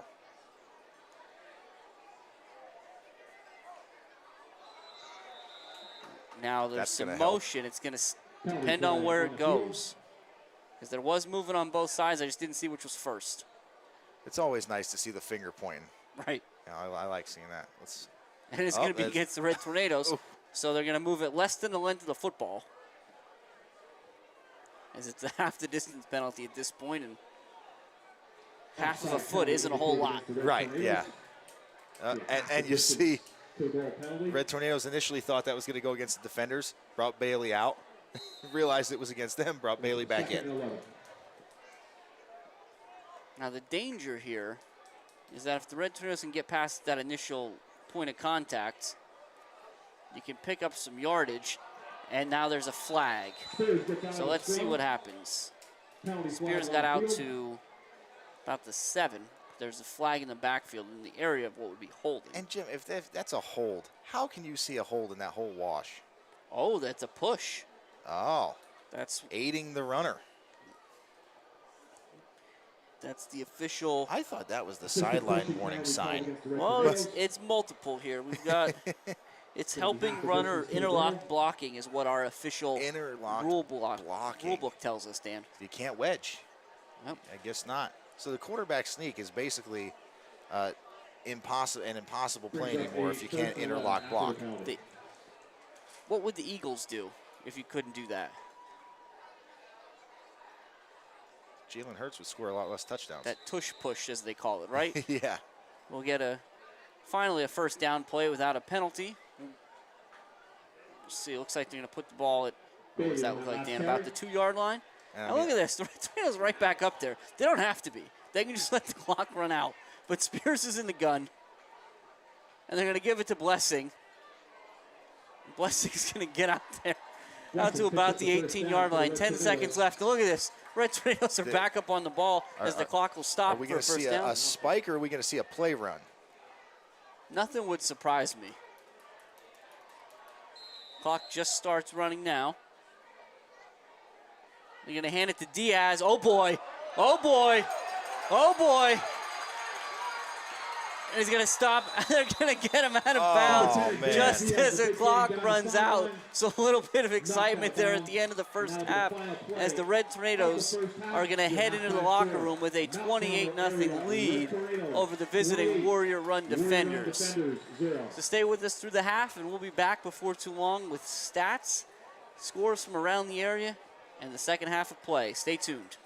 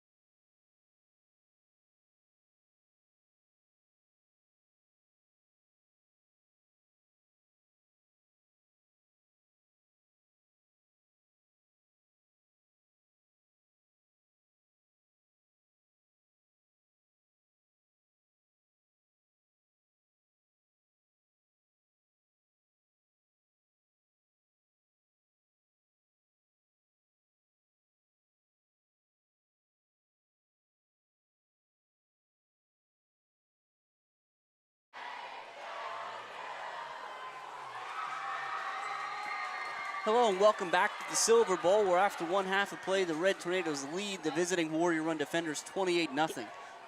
Dan, thanks to Jose's stats, can you tell us how we got there? Yeah, so the Red Tornadoes, we'll start with them, rushing 21 carries for 155, 10 of 15 passing from Spears for 207. It's total 362 total yards of offense, 11 first downs, and that 28 points on the board. Wait, did you say 362 in the first half? Yes, 362 in the first half. So go over to the defender's side here.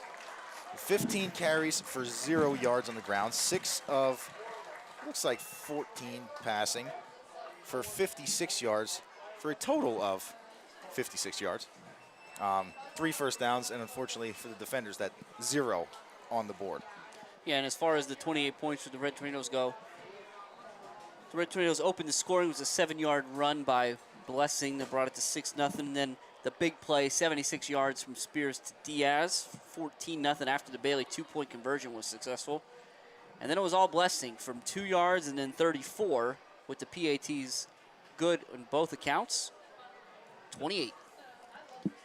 We talked a little bit about what else is going on around the area. Again, there's a couple interesting games that we've seen. So let's get a little refresh here for a second, Dan. It didn't refresh in a minute. Southern Columbia and Loyalsock, they're locked up. It's 29-7 Southern at the half. Danville leads Central Columbia 41-0 at the half. Hughesville 14-6 over Bloomsburg. North Schuylkill 42-0 over Pine Grove. And Lewisburg-Montoursville 7-0 in the third quarter there. So quite a bit going on. Yeah, I got a lot of good action there in the area tonight. And I was looking, there was one game that didn't show up easily, so I had to pull it up. A lot of scoring. Shamokin and Mifflinburg. Shamokin leads 34-21 at the half. Wow. And you know, Jim, it seems like Shamokin's kind of turned a corner after their week 1 loss to Lewisburg. Offensively, at least, they've been putting some more points on the board. They lost in overtime to Lewisburg week 1, 16-13. A very low-scoring, high-intensity game.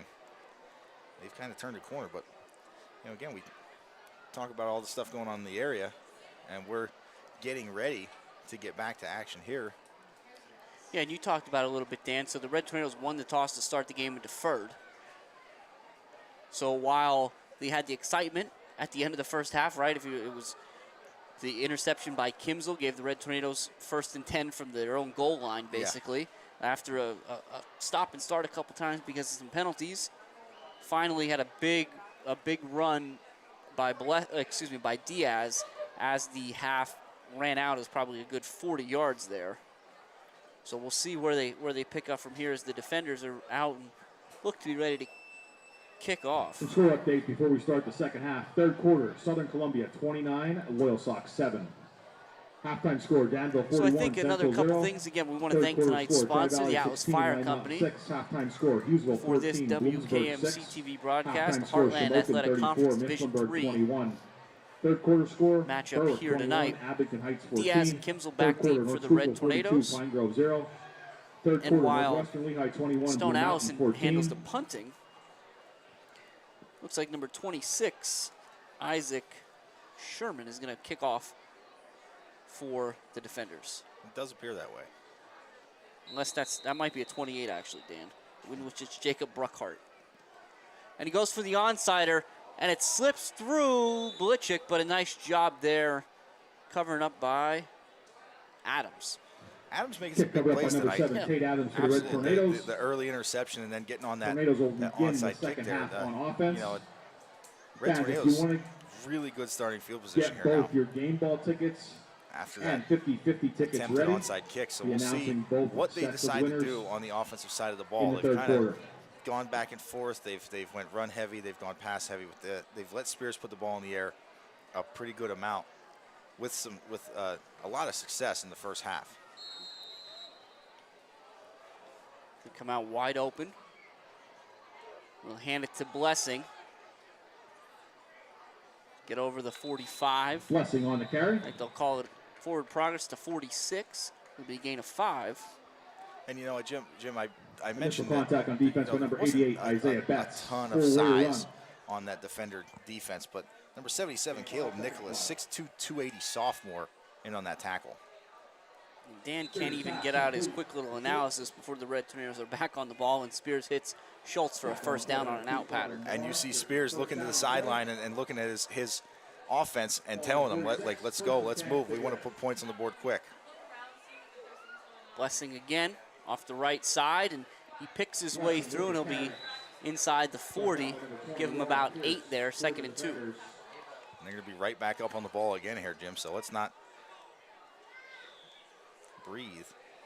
It'll be Blessing one more time. There he tries to bounce outside, nowhere to go, and there's a late flag, and again, based on that official, got to think it's a hold. Yeah, just got to try and see where. Actually, no, I'm looking at the FAR official. The FAR official looks like he's indicating offside, right? Possibly. All right, a little discussion here, and again, Anyway, that's it looks like it's going to be against the Red Tornadoes, at least the direction that the official with the ball is standing. And oh, all right. turned it around. Yep, it's an illegal substitution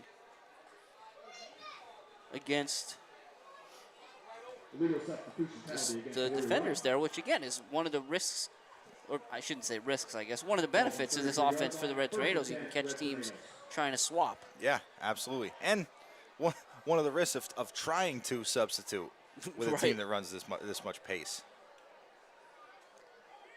Diaz comes back in motion. It's a high snap. Spears keeps it himself, and he'll have down to the 26, it looks like, so it'll be 2nd and 3, gain of 7. That's a good job there by Spears. I'm not sure. It looked like the timing was off a little bit, but I don't know if that was initially designed for Spears, because it looked like maybe Diaz waiting for the ball. But either way, Spears turned it into a nice play. Same motion, but Spears is going to throw it this time. And he's got Belichick, and it's underthrown a little bit. Gives a chance for, that was Hall, to come back and make a play on it. Incomplete. Yeah, it's another nice clean pocket there for Spears. He had time to kind of set up, let the receivers run their routes. Unfortunately, just couldn't get the completion. So 3rd and 3. Bailey in there. He bounces to the left. Spears throws it quick to Diaz. He's got a couple blockers, but again, a nice job. We'll see who gets off the bottom. That's Allison, who grabbed Diaz around the ankles and held on. Now we'll see where they mark the ball, if he got the first down or not. I can't tell from this angle.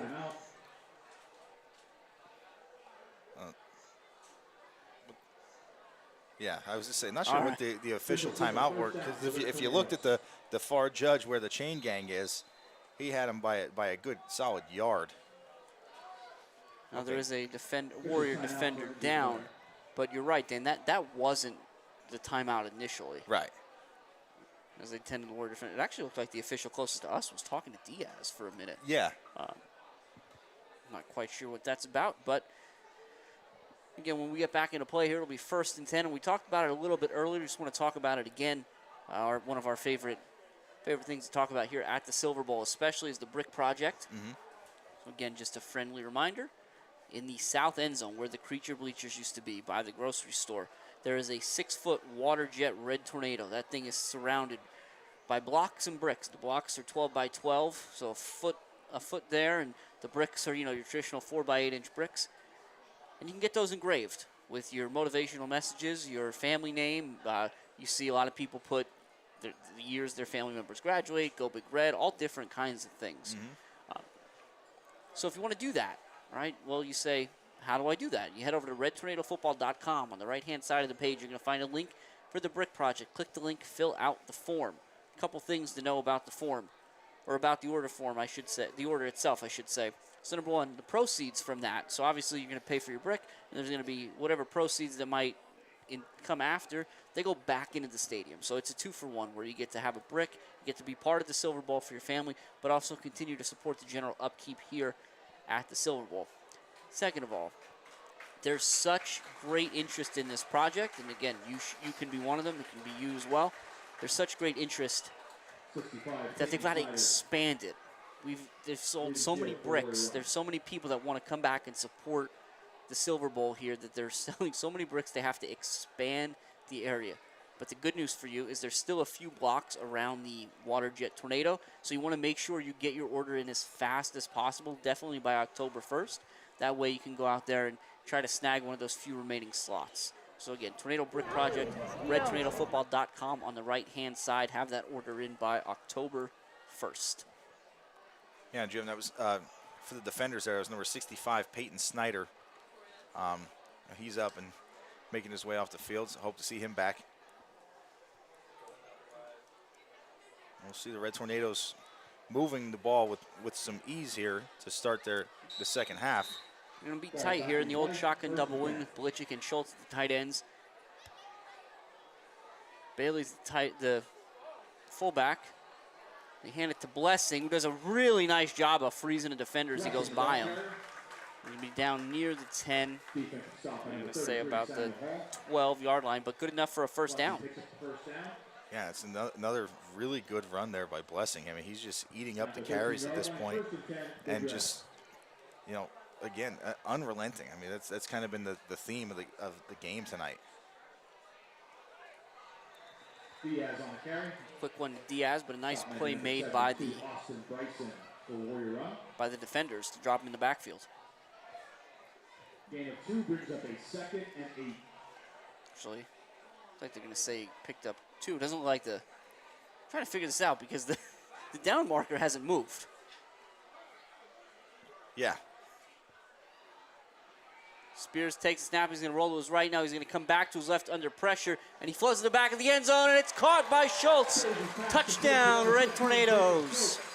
And I mean, Spears to Schultz from 10 yards out. And that's about as impressive as a play as you can see from a quarterback to a receiver. It's, you know, Spears evading the pressure in the backfield, which was picked up nicely by Blessing, but just the way Spears wanted to go with that ball, Blessing kind of blocked him that way. But Spears, you know, off base, finds Schultz along the corner of the end zone there for a good 6 points. It's a good snap. The kick is up, and the kick is good. So it'll be 35-0 here at the Silver Bowl with 9:29 left in the third quarter. Red Tornadoes were able to score on their first drive of the second half here to kind of keep everything moving. And speaking of moving, that should also, now that we're at the 35-point mark here, Dan, that should be a moving clock here for the second half now. Yes, that is correct.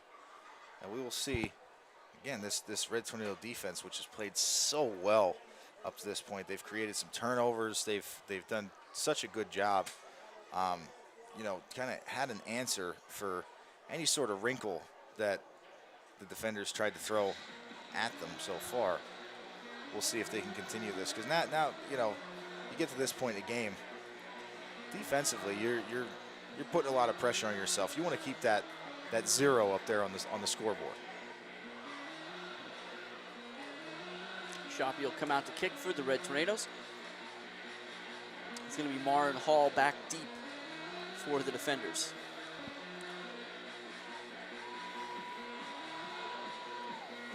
The home bleachers here still very full as they were all night, and it hasn't gotten any cooler. I think I marked down we were about 76 at kickoff, and it's still 72 about an hour and 40 minutes later. Whew. And it is humid. Yeah, I was to say we feel all of it.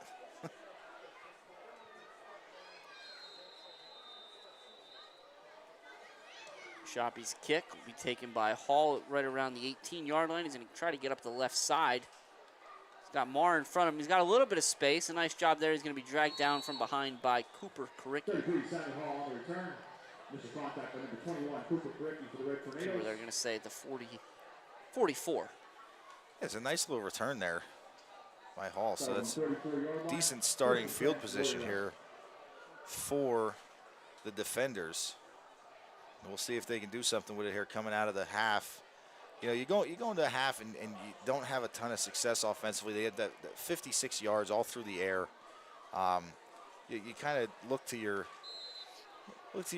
coaches, look to your offensive coordinators, or they should be looking to your players and saying, what's there? What do we think we can exploit? And we'll see if they make the adjustments. Well, and they've certainly made at least one adjustment as they've changed quarterbacks. And number 28, Al Bailey, is more than happy to welcome the new quarterback, number 16, James Kiefer, to the party. You're right, Jim. Good spot there. I did not notice that. But yeah, I mean that's one big change here to start the second half. Kiefer, a sophomore, and kind of jumps out. It's quite a bit different in size. Newton's 6'4". They list Kiefer at 5'10". Yeah. And now he's going to be in the gun on 2nd and 10.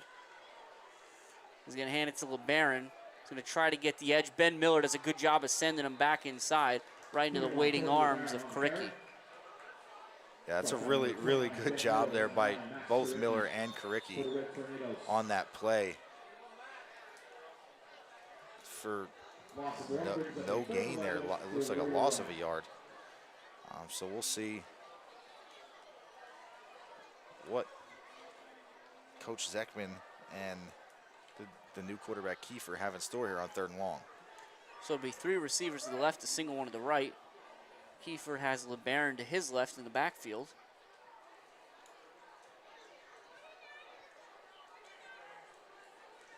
He'll take the snap, and he's under pressure immediately. He tried to duck under Belichick, but he's not going to be able to do it. So a big sack there by number 2, Matthew Belichick. It'll be a big loss. It's going to bring up 4th and about 19. And Jim, that's a great job twofold there by Belichick. Not only did he get the sack, but he also maintained that outside contain. You saw it when he forced Kiefer to step up in the pocket, didn't give him an out, to go outside around him. So he maintained his outside leverage while making the sack. But good job by Kiefer, kind of feeling that coming from the backside and avoiding taking a big hit.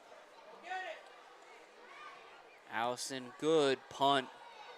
Kimsel's going to take it on the fly at the 31. He'll avoid the first defender and the second, but there's a lot of white jerseys there, so good job of punt coverage by the defenders. It'll be 1st and 10 Red Tornadoes around the 33-yard line. Excuse me. Yeah, you're right. The defenders have been doing a really good job in punt coverage. That one big return by Diaz was kind of sparked from almost a busted fire punt. Yeah. So, I mean, realistically, any punt that's been fielded by the Red Tornadoes has been tackled pretty quickly by the defenders' punt coverage team. So now we see a change of quarterback for the Red Tornadoes as well, as number 16, Gavin Marshalik, takes the snap and gets it out to Schultz right away, who makes the first guy miss, and now he's got some space. And he cuts back across the field, and it's going to take quite an effort by number 6, Ryan Spurl, to prevent Schultz from taking that one 66 yards. But nevertheless, a huge gain. 1st and 10 Red Tornadoes. It'll be inside the 20. Nope. All right, they're going to move it back. It'll be the 21. Yeah, Jim, the elusiveness of Schultz isn't really the thing that he's known for, but did a great job just making guys miss and using his speed and his field vision to turn that into a huge gain. Marshalik's pass is high, intended for Adams. It's a really good, I mean, Marshalik getting the ball out of his hand quick there. But again, this is only his 2nd snap of the game so far. Could just be those jitters. He's got to settle in a little bit. Made a really nice pass on the first one. Goes a little bit high there to Adams. But, I mean, the Red Tornadoes offense still looks really good with the changes that have been made. Yeah, and it looks like, so you got Tate Adams split out to the left. That's Lukoski and Morganti to the right. It is Cooper Cricky in the backfield with Marshalik, and it's incomplete, intended for Adams. Yeah, couldn't hang on. I believe it's both Karickis in the backfield. Yeah. You got Cooper Karicki behind Max Karicki in there with Marshalik. So now it's going to be 3rd and 10 from the 21. Again, you'll see the clock. That clock will keep ticking here. And right as I mentioned, Max Karicki in there. He gets subbed out. Number 27, Keegan Brown, comes in to a slot position there. Marshall's looking to his left. It's a quick one. He goes to Adams again. Nice job by Adams. Coming back to the ball. He's going to be stopped short of the first down, I think, based on where they're saying he stepped out. But it won't be short by much. It's going to bring up 4th and about a yard.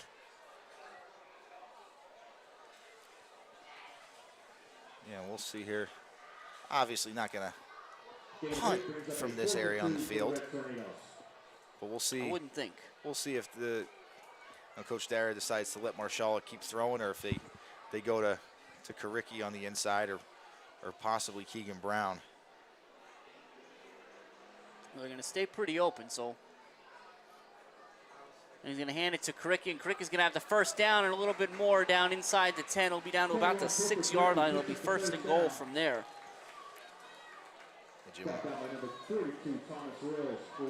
Really, and again, Red Tornadoes, different backfield, same play calling style here with the up tempo.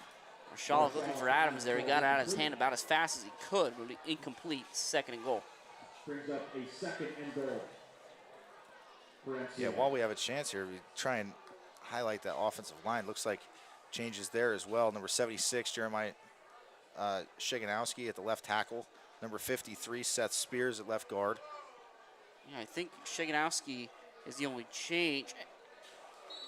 As Marshall's pass falls incomplete, looking for Lukoski. We've also got Demko back in there at the center. Keep that right side intact with Lamas and Delaney. 3 minutes, 32 seconds remaining in the 3rd quarter. Now again, the Red Tornadoes have shown very clearly what they want to do here. Again, got Marshall. Coach Dara, when we talked to him before the season, Dan, he was about as complimentary of a kid as you can be when he talked about Marshall and what he can bring to the table. Certainly when he's in there, Coach Dara wants him to throw the football. Absolutely. And so he's going to throw again. He's going to roll. And he's going to float it out there looking for Lukoski and just wide.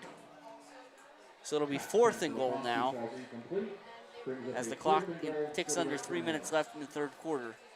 The Red Tornadoes lead here at the Silver Bowl 35-0 over the visiting Warrior Run Defenders in this Heartland Athletic Conference Division III matchup. Again, on the 4th down play before, they went away from the air and put it on the ground. We'll see if they do the same here. Marshall to throw again. He's under pressure. He's going to roll. Now he's going to run. And it's a nice stop made by, well, it's going to be multiple defenders at the end of the day, but it looked like it's started by, is that Royals? Trying to see who's getting up off the very bottom. Yeah, I think that's 42 Royals that started that whole thing. I believe so, Jim. I think you're right. And that was a really good job there by the Warrior Run defense to kind of stand up there and get the stop after the Red Tornadoes had been driving. Now we'll see the Red Tornadoes, see if they opt to make any changes defensively. It doesn't look like too many, if any. Well, it looks like Aiden Dietz is out there. I don't know that we've seen him yet tonight on the defensive side. Otherwise, it'll stay Lukoski, Morganti, Kimzo, and Diaz in the defensive backfield. Brown will be out there. Here comes Tate Adams for Diaz. But again, Adams had a big play early on with the interception. Yeah. And it's Cricky, Erb, and Shimko on the defensive line. Blitchick and Miller at the ends. Trouble with the snap. It pops up right into LeBaron's hand.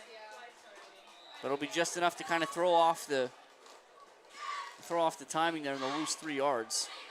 Yeah, and now we see some more wholesale changes on the Red Tornado defense here, so we'll try and highlight those as we go. See number 13, game captain today, Danny Velasquez out there at the safety spot, along with number 45, Thomas Berezovsky.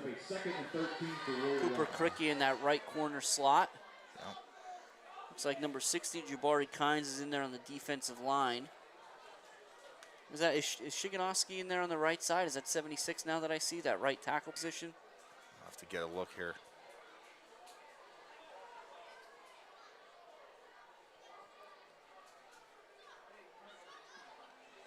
Kiefer takes the snap and he turns around and he hands it to, oh, that's Sam Hall. That's number 33, and he's got a lot of steam, and he gets some big yardage out across the 35. Yeah, and that it was Shiganowski Actually, I at think the that was right tackle spot. 23. Sorry, Dan. I mean, that's 23. Denon Beachel. Okay. It's 33. Well, either way, very nice run there by Beachel. Now Herb on his way out.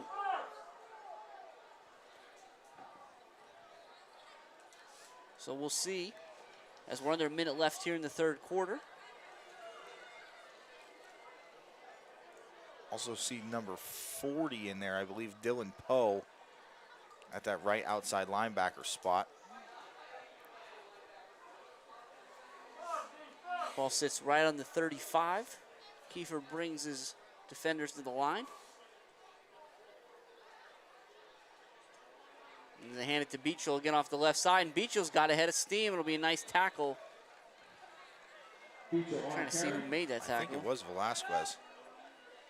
Yeah, Yep. it was number 13, Danny Velasquez, with a really nice tackle there in the defensive backfield. But you're right, Beachel with a full head of steam there, with a nice gain there on first down. As the third quarter winds down, one more time, that game ball winning ticket number 091-291. So we're 291. wrapping up here. The third quarter, as you see, it'll hit zeros here. So again, we're through 3 quarters of play here at the Silver Bowl. It's 35-0 Red Tornadoes. We'll give a quick recap here, as we usually do from time to time from a scoring standpoint. Again, it's been all Mount Carmel. Scoring open with a 7-yard touchdown run by Blessing. Then there was the big play, a 76-yard pass from Spears to Diaz. Then 2 more Blessing touchdowns of 2 and 34, got it to 28. And then Spears to Schultz here, put 35, and that was kind of what started some of these changes that we referenced so much late in the third quarter.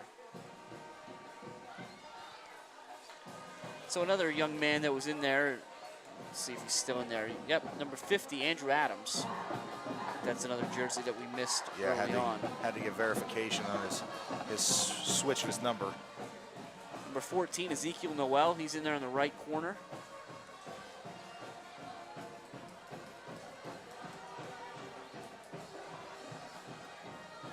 Just trying to see if there's any other. I think we caught all the jerseys there, at least the ones in red, Dan. We'll try to take a look at the ones in white and see if we can catch any of those as we go as well.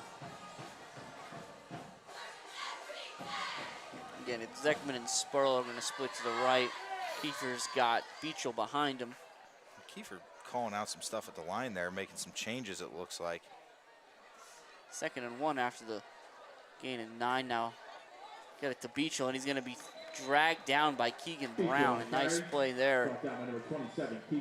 See if they'll maybe got a few inches, but largely just back to the line of scrimmage. Yeah, really nice play there by Brown.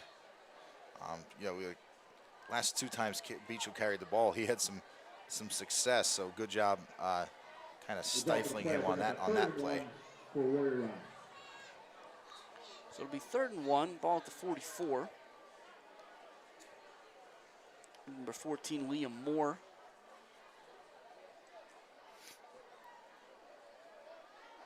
In there, and I'm not sure how many changes, if any, have been made on the offensive line. Certainly as soon as we can get a look at some jerseys. Kiefer under pressure. He gets a good ball out to Spurl for a first down. So a nice play made there by the young signal caller from Warrior Run. 56, Carter Robinson. 75, Blake Jones. 78, Garrett Williams in there for the defenders. And he did not have enough for the first down there. It's going to be 4th and very short. It appears that the official's standing right at the yard marker.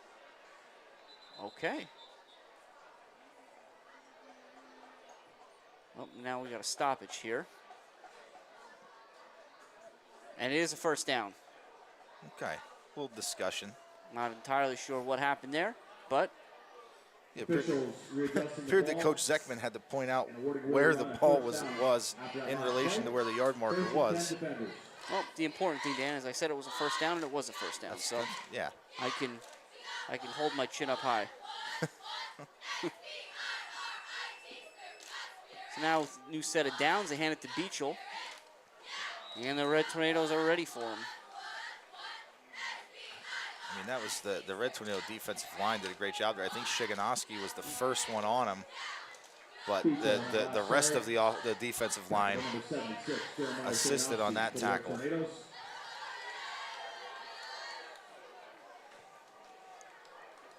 So again, tonight's matchup here, this broadcast, WKMC TV broadcast, WKMC TV being a student-run TV studio here out of the Mount Carmel Area School District, under the leadership of Mr. Steve Zagaitis and Mr. Gary Trefsker. And tonight's broadcast is sponsored by the Atlas Fire Company, so we thank them for their patronage. Now Kiefer under pressure from Kynes, he's gonna float it out there, and it's caught. It's caught by number 9, Cohen Zeckman, and he's gonna be tackled from behind by Berezovsky, but not before he gets all the way down to the 7. Yeah, I mean, that's a great ball there from Kiefer. He put that, he dropped that in a bucket there to Zeckman, and an impressive throw and catch there for the defenders.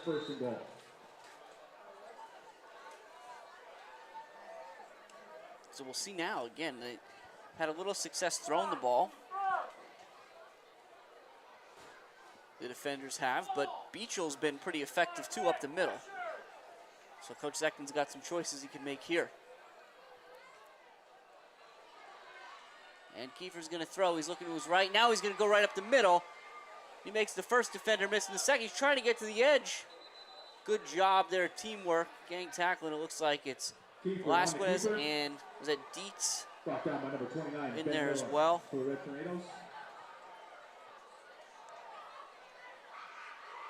Pick up about half they'll cut the distance between themselves and the end zone in half. It'll be second and goal from the 3. Yeah, a nice job there by the Red Tornado defense reacting to that, because that seemed like the middle of the field had cleared out there for Kiefer, and they did a really good job kind of converging on the ball carrier and holding them to a short gain.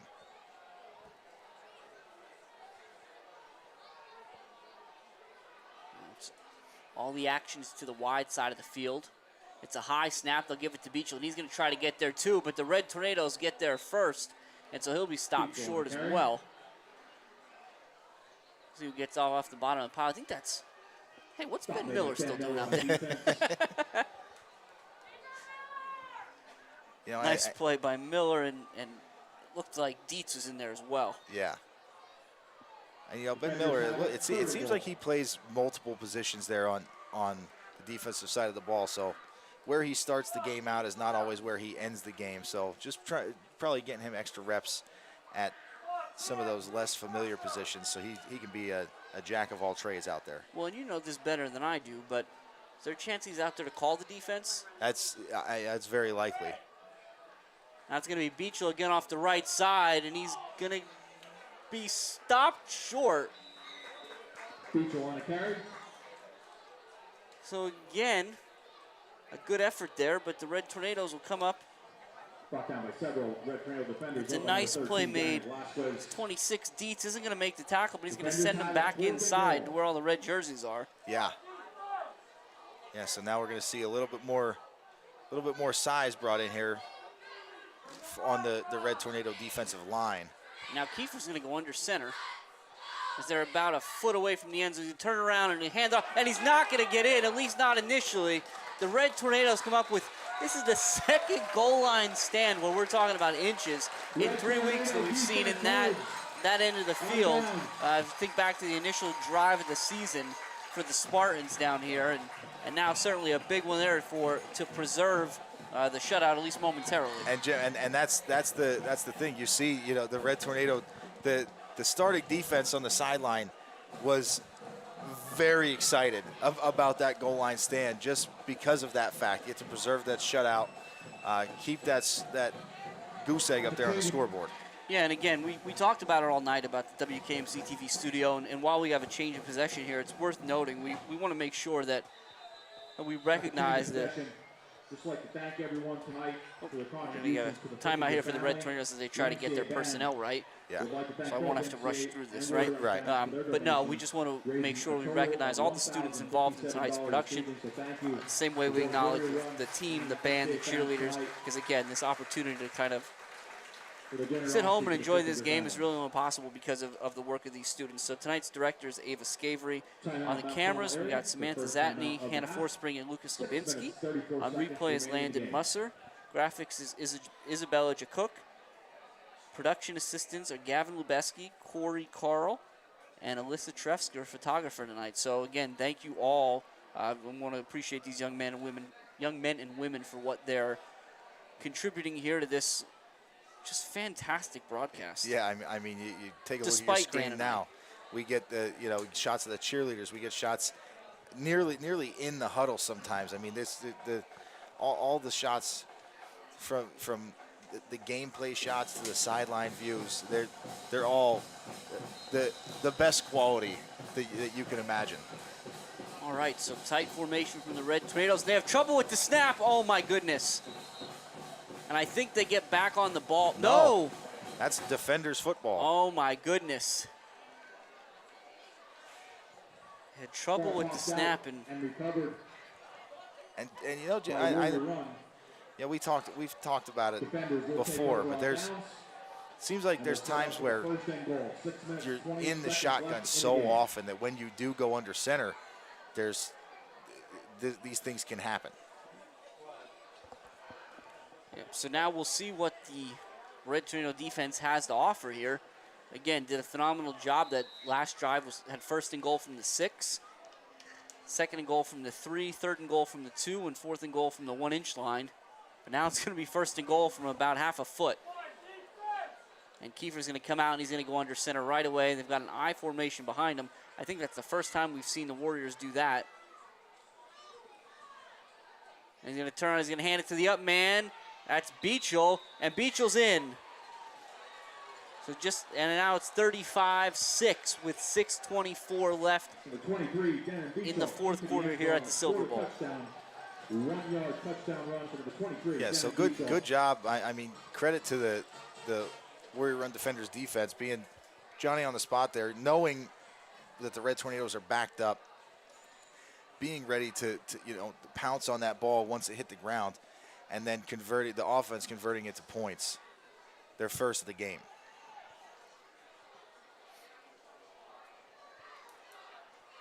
Number 30, Carter McCormick, will come on to attempt the extra point for the defenders. It's a good snap and a good hold, and the kick is up and short. So it'll stay 35-6 here with, again, 6:24 remaining. And we talked about Supper Club tonight. Remember, upcoming Thursday, it's going to be at Matucci, 6:30, so make sure you get yourself there for some good food and great conversation. We talked about the Brick Project. Again, it's expanding. If you want to block around the red water jet tornado, you want to make sure you get your order in by October 1st. You can go to redtornadofootball.com. The only, I think what we were remiss in talking about tonight, Dan, was the Education Association. We always like to make sure they get a little plug here as well for all they do.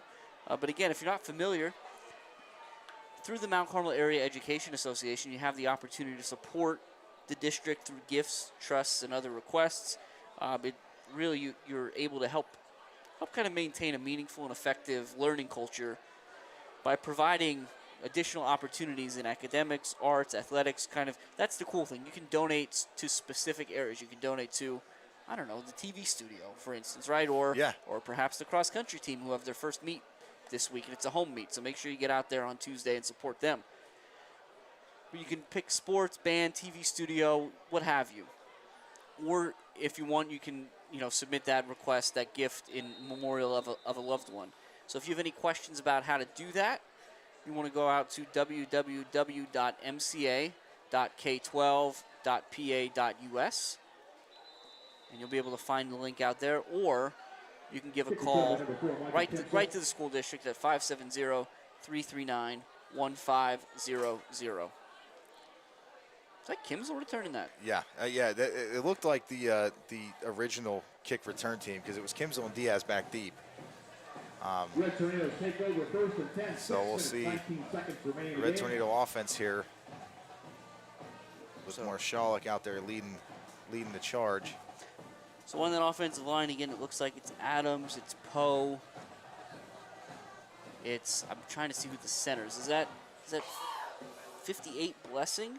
Yeah, I think so. It's either 58 or 53, and I think it's 58. Marshall, quick out to Adams. Marshall pass. And Complete. State Adams. So it's 58. And then it looks like 60 Kynes and it's Shiganowski out there as well. Yep. And we've got Morgani and Karicki down here on the near side of the field. Morgani getting some time here on offense, but he's had himself a nice game with the ones on defense. Yeah, absolutely. Marshall to throw again. He's going to flip it out there wide of Brown. Bring up 3rd and 8. 5.5 to go. Yeah, we got, looks like it was Brown and Dietz in the backfield with Marshalik. Dietz did a good job stepping up and helping out with the blitz. But Marshalik had to let it go just a little bit sooner than he would like to, and just a little bit behind Keegan Brown.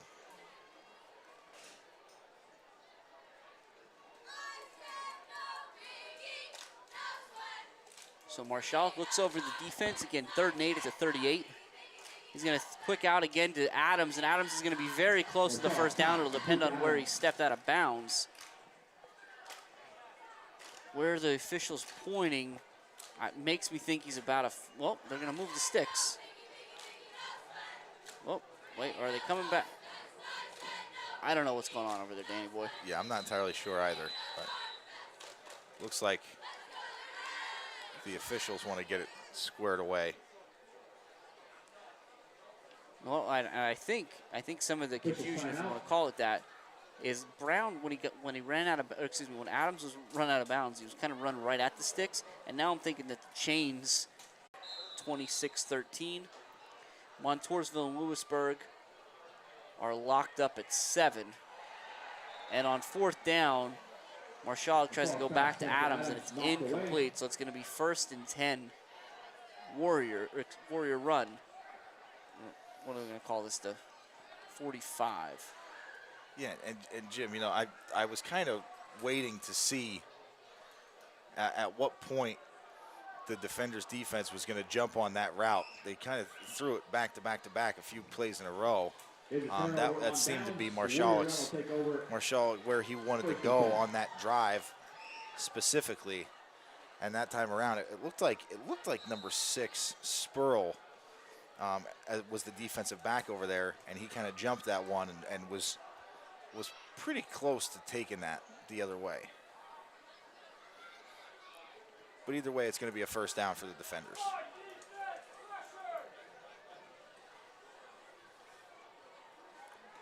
Kiefer goes straight back. He's got a nice little pocket. He throws. It's going to be short of his target.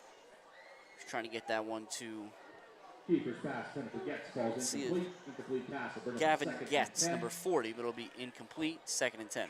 Yeah, it appeared that, I mean, Adams, I know, had his hands in the way. I don't know if he got a hand on that one, but he was applying the pressure on the quarterback. He may have altered that throw.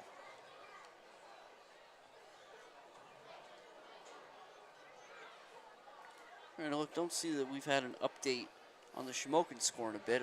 Again, they led Mifflinburg 34-21 at the half, but that's the last update that I can see.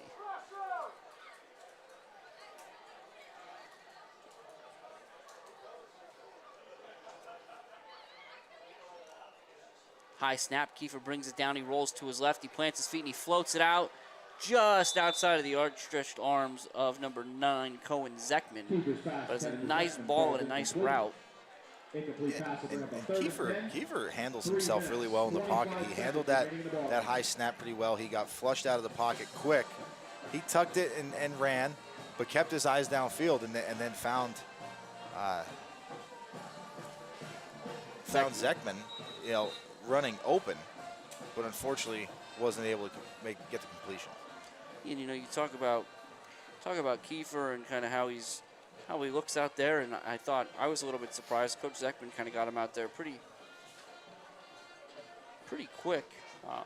For what it's worth, from what I can tell, at least, I don't know that Kiefer has thrown too many passes so far this season, but he's certainly giving a pretty good account for himself so far tonight, as we've been invaded here in our booth by a rather large moth. But Kiefer, what a ball to get. He stayed in there and took the shot. And sometimes we have to recognize that these coaches know more than we do, Dan. And Yeah. Coach Zekman clearly knows what he's got in this young man. Absolutely. I mean, did a great job absorbing the pressure and delivering a strike to Getz and turning that into a nice third down conversion. That same wide open look from the defenders. Kiefer rolls to his right. He's got Getz again for another first down inside the 15 this time. Good for a first down. And the defenders seem to have found something here, Dan. Yeah, what do they say, Jim? You got to Getz the getting while the getting's good. Oh, Dan. You let that one slide. As best I can. That line wasn't much of a Kiefer, you know what I mean? First and 10, ball at the 13. 2 minutes to go. High snap, Kiefer pulls down under pressure immediately. Gonna roll his line, he throws, and it's gonna be intercepted. And now we've got something here. Dylan Poe still going, he's down the sideline. Is anybody gonna catch him? There's no flags on the field. Dylan Poe is gonna have about a 95-yard pick six. Oh my goodness. Somebody get that man some oxygen.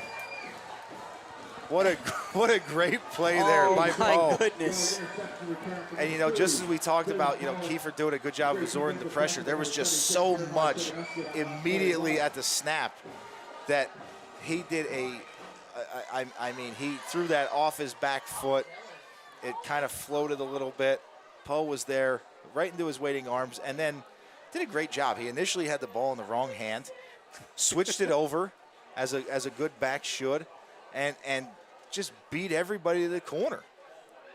So it's a tremendous pick six there by Dylan Poe.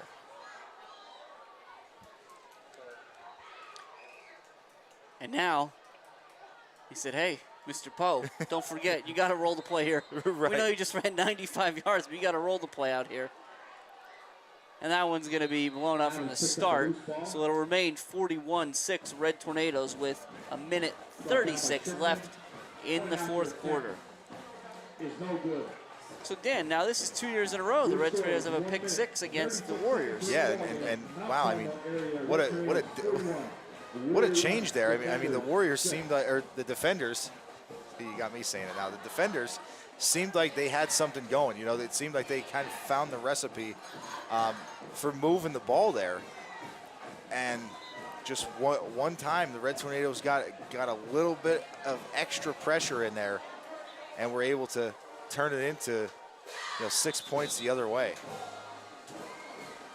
Just give Dylan Poe all kinds of credit there. I mean, he saw the ball coming, he got himself in position, he went and got it, took the right angle to the end zone, and then just kind of gave it everything he had. Yes, he did. I mean, that's a great play, and that's not. There's a chance. There's players that never get that opportunity in their career. You know, the open field in front of them, the ball in their hands. It's a great feeling. You get the ball in your hands and you see daylight. It really is. So good job to him. And I mean, jack of all trades. He's doing everything out there. He's now back out. He was out there for the extra point. Now he's back out there for the kickoff. Well, on the roster at least, they list him as a linebacker and a tight end. So I'll tell you one thing. If you're auditioning and you're trying to make the case for some touches, that's a good way to do it. Absolutely. It showed the hands, showed the speed, showed the field vision.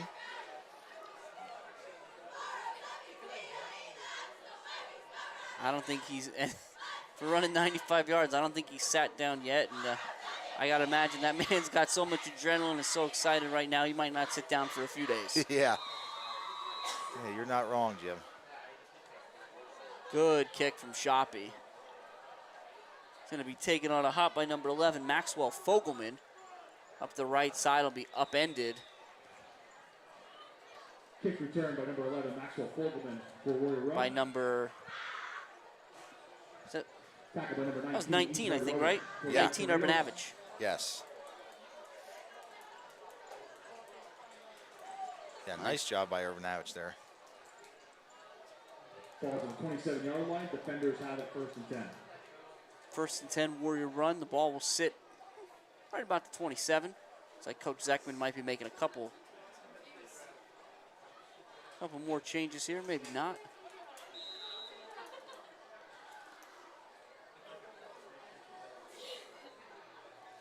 See. Trying to find a quarterback out there. Actually, I think this might be the 3rd quarterback. I think they're sending out Jackson Marr, number 7, a freshman. I do see him in the huddle. So obviously it's not Newton. I don't see Kiefer. And as they try to get this squared away, the defenders will take a timeout.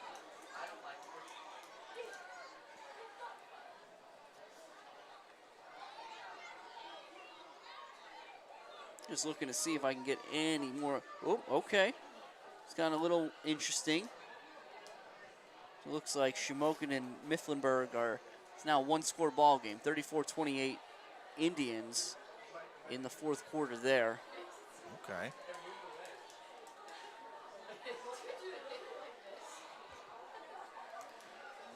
What was the over-under on that game, Jim?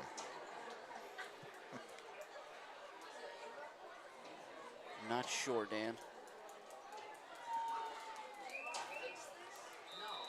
So here we go. We'll be back in play, and it is going to be Jackson Marr. Looks like he's coming under center. Still looks like it's going to be Beachel is the deep man in that I formation.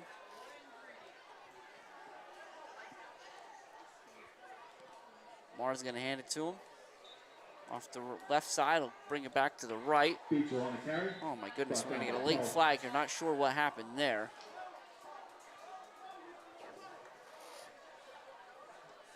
Looks like it's gonna be a horse collar tackle. Okay. Against the Red Tornadoes, okay. Because it was a very, we watched a lot of football over the years, Dan, whether it's these games, professionals, college. That was about that was one of the most casual penalty flags I've ever seen thrown. Yeah. It was almost just like a wrist flick. Yeah, they're usually a little bit more emphatic, but you're right. I think it was an easy one for the referee to call, so just tossed it out there. And once the ball was set and put back in play, the clock starts running again. So we're at 1:10 in counting.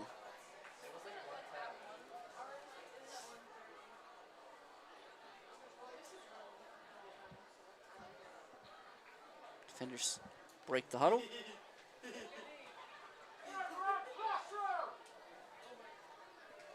Marr under center. Now we'll get a stoppage here as the defenders got a little bit of a head start on that one. Yeah. Can't fault the enthusiasm. No, you definitely can't. And you know, it's funny too, because you ever watch the Arena Football League where they kind of start 5 yards behind the line of scrimmage? They get that running start. Seemed like that's what the defenders were trying to do there, to get a running start there into their pass pattern. It looked like Marr might have been having the opportunity to put that one in the air. Again, ball put back in play, clock running. Marr under center. He's going to turn around and hand it to Beachel's got a little space on the left, and he takes a big shot from Noel. Nice play, 14 Ezekiel Noel on the initial contact. Is going to be finished off by Adams and Brown. Yeah, really nice job there by Noel. You're right, Jim. Noel giving up a little bit of size to Beachel there, but did a really good job of sticking it in there and put a nice hit on him.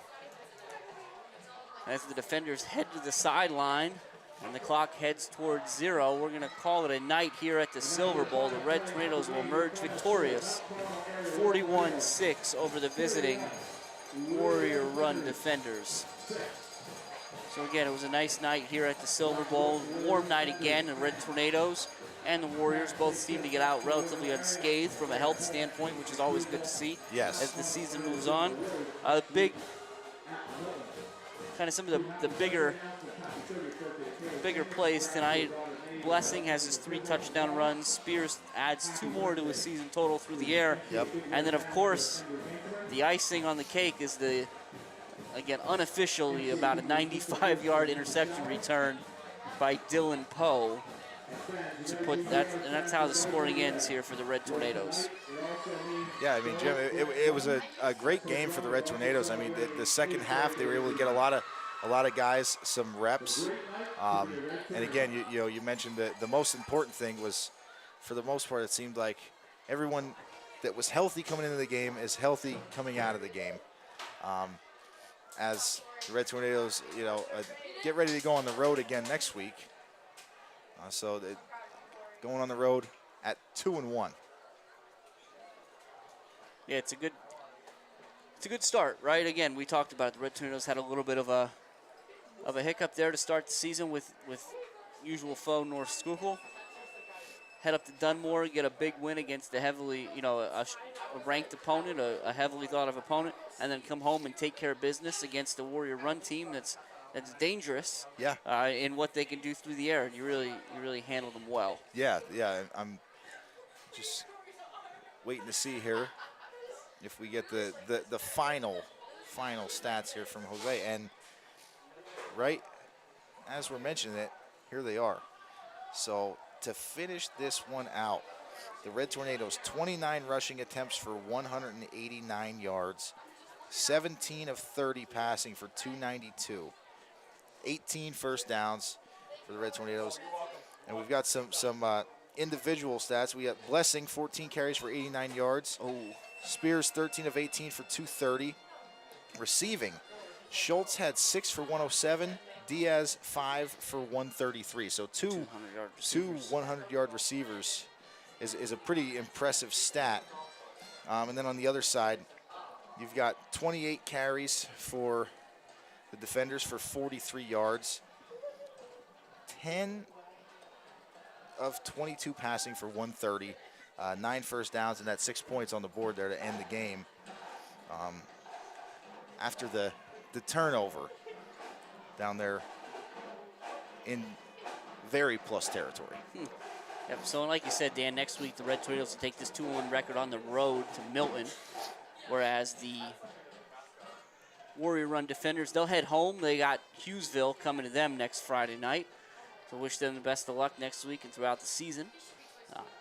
Again, we said it's hot. It's been a long one again, so it's probably not a bad time for us to go ahead and make our way out of here. So I'm Jim Lesko. And I'm Dan Lesko. And for Jose Gonzalo, this has been a WKMC TV broadcast where the Red Tornadoes defeated the Warrior Run defenders 41-6 here at the Silver Bowl.